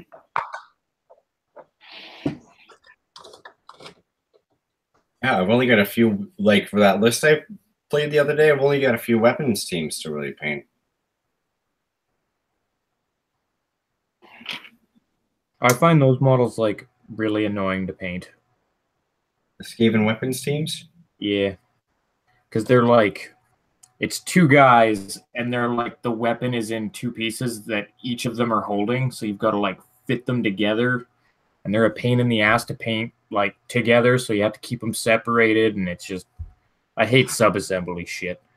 Yeah, I think we talked about this already before. I'll just build it and then I'll paint it later. If you can't see it, why paint it? I'll usually disguise, like if I do it that way, I'll usually paint the rest of the model to a nicer standard or whatever, so it's distracting, so you don't see that in paint like under the arms or something. Gotcha. Somebody from game, I think it was Andy Chambers, used to not paint the backs of the models. Yeah, I can't remember who was saying. I think it was Steve Herner said something about like actually like when he was paint judging, he would go around and actually like pick the miniature up and flip it upside down to see if they painted the bottom of the miniature. Because I guess that was a thing people were doing. It's like, well, you're never going to see it, so I'm not going to bother painting it. I do it. I do that. If you can't see where an arm is or something like that, I don't worry about it. We'll paint underneath. I don't mind it as long as it's like primed. You know what I mean? Like, oh yeah.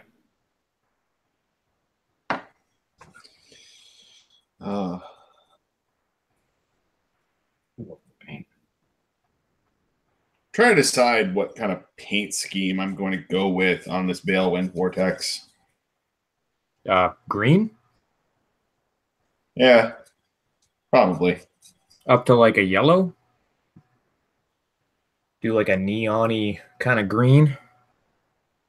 So all that chaos glow bullshit going on. Green, favorite. I feel like it needs to be like brown for the total shit storm that it is. That made. If you just paint it like a flooding toilet, that'd be fun. That would be pretty hilarious. Yeah, it's kind of funny to me that I just bought one, considering I feel very strongly it's going to get a big points change or something like War Scroll change with the next GHB. Yeah, I think it'll be like something along the line. Like I don't think they'll change the points. I think it'll stay at 100, but the casting value of it will go up to like 10 or something. Oh, good. Only like death wizards will be able to summon it, or you'll still be able to do it with your destiny dice. Good. Yeah, they went to that. They're gonna make it so you can at least reach the models that are on top of it. That'd be good too. I think that's the big problem. You can shoot it. Yeah. Like shoot the models that are on it. Not a lot of like some armies just don't have shooting though. Like look at You tell that to Iron Jaws. That's why I have to take catapults. Yeah, that's definitely a factor. But I mean, even if there was just something simple like you can unbind it once it's up, like the old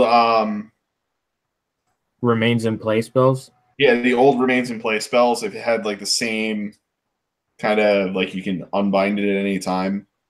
Like I would have to think of something else too, because like a big problem with those remains in play spells is that like you could have a caster like, let's just use one of the ridiculous ones like Tequis, right? So he's got a bunch of bonuses to cast. So he casts this spell on like something ridiculous, like a 17, gets this spell to go off, this remains in play spell. You like it's impossible for you to dispel it right now, so you just let it go, and then it goes down to the casting value your next turn, and you can just dispel it at the casting value instead of that fucking 17 or whatever he got. Yep. So they'd have to figure something out for that, because that would be complete and utter bullshit. Well, I mean, I feel like the Balewind Vortex itself is complete and utter bullshit. Like it is way too good. So don't use one. No, you already made your first mistake. You didn't rub GW's nose in it. You didn't take your wallet back and go, no, GW, no, you cannot have my money. You keep your Balewind Vortex. No, bad.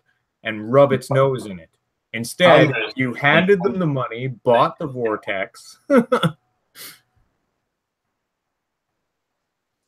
I have one. Yeah, but you're not complaining about it.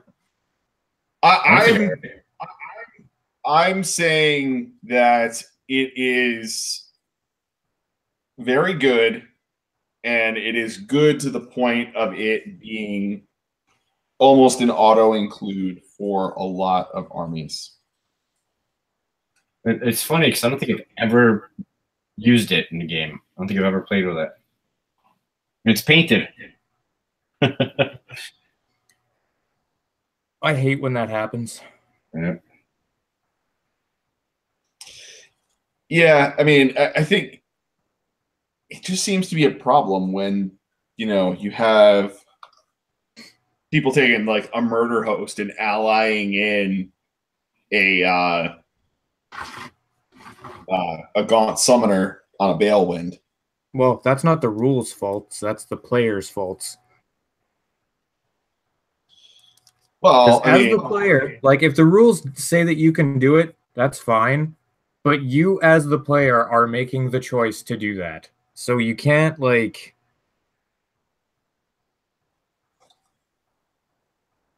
If you choose to be an unnarrative dick, that's your choice. I mean, people are doing it like GTs, so who cares about narrative at a GT?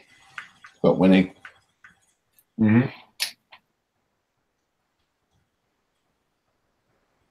Boo earns. Just just stating the unfortunate realities of life. Also, like, why can if they took the Everchosen keyword off of the Gaunt Summoner, that would probably help. Yeah, but they would, you still need to keep the Everchosen thing a thing because of Archaon, right? Kind of. Does anybody ever actually run an Everchosen allegiance? No, but that's the whole Archaon's whole shtick. Like that Everchosen keyword lets him ally in everywhere.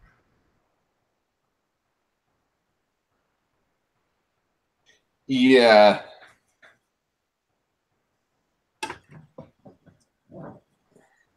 I've never seen him in play.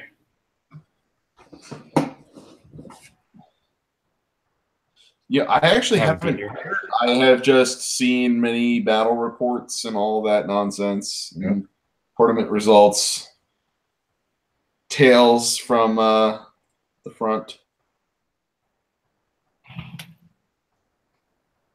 Yeah, just like the only person I've even heard of using them is Vince and Tom. Like at Yeah. that tournament they went to, the Holy Wars. Yep. Yeah. Terry Pike too. I have had the Balewind Vortex used against me, though. Me too. Ryan. Yup. Loved it. Balewind Vortex went up, and then it was funny because you had a Weird Knob Shaman, like surrounded by 30 Ard boys, and then he cast this fucking Balewind Vortex, pushing all of the Ard boys like 3 inches away from it. And then, yeah, Foot of Gork just came down, and it just wrecked everything. Like, lost a whole unit of 20 Source Guard to that.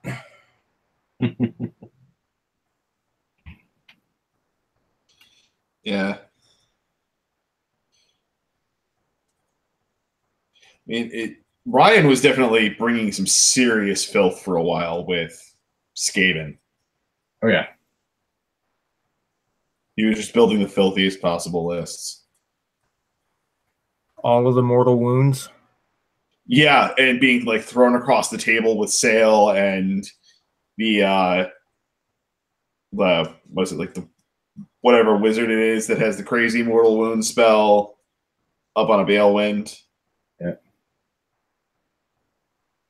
Yeah, I thought it was funny. He was the first person I played at the Coalescence event. And I was like, really? You brought You brought this shit here now? Like Scryer here? With 2 Galt fires? Fine. Fine. I brought a bunch of freaking clan rats and giant rats and freaking crap. Straight fun stuff. Someone needs to bring the 200 giant rats that were at CanCon to a list in the States just to see what happens. 200 giant rats. Yep, I got it covered.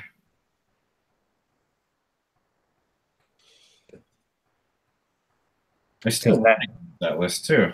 That needs to happen.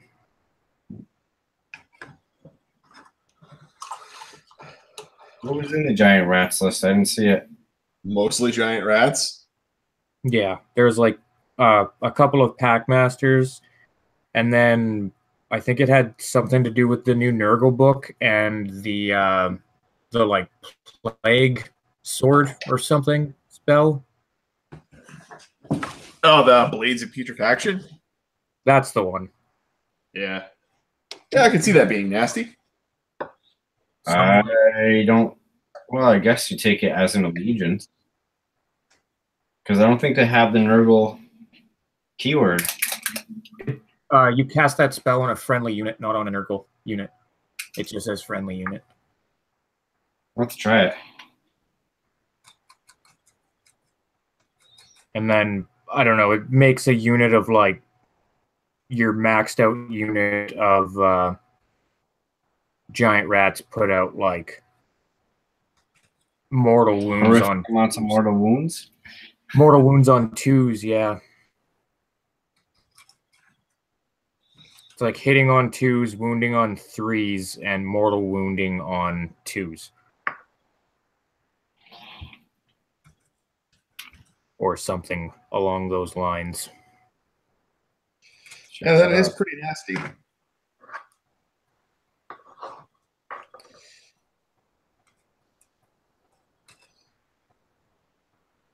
Funny because I was kind of thinking about it because I have so many of them, but I was like, they don't have the Nurgle keyword. I'll just won't even look.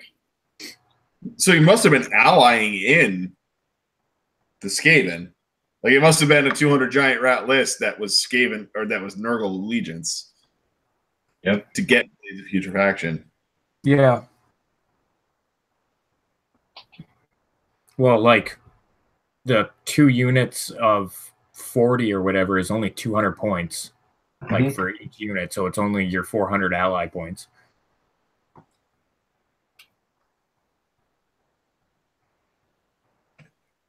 I like that. Gross.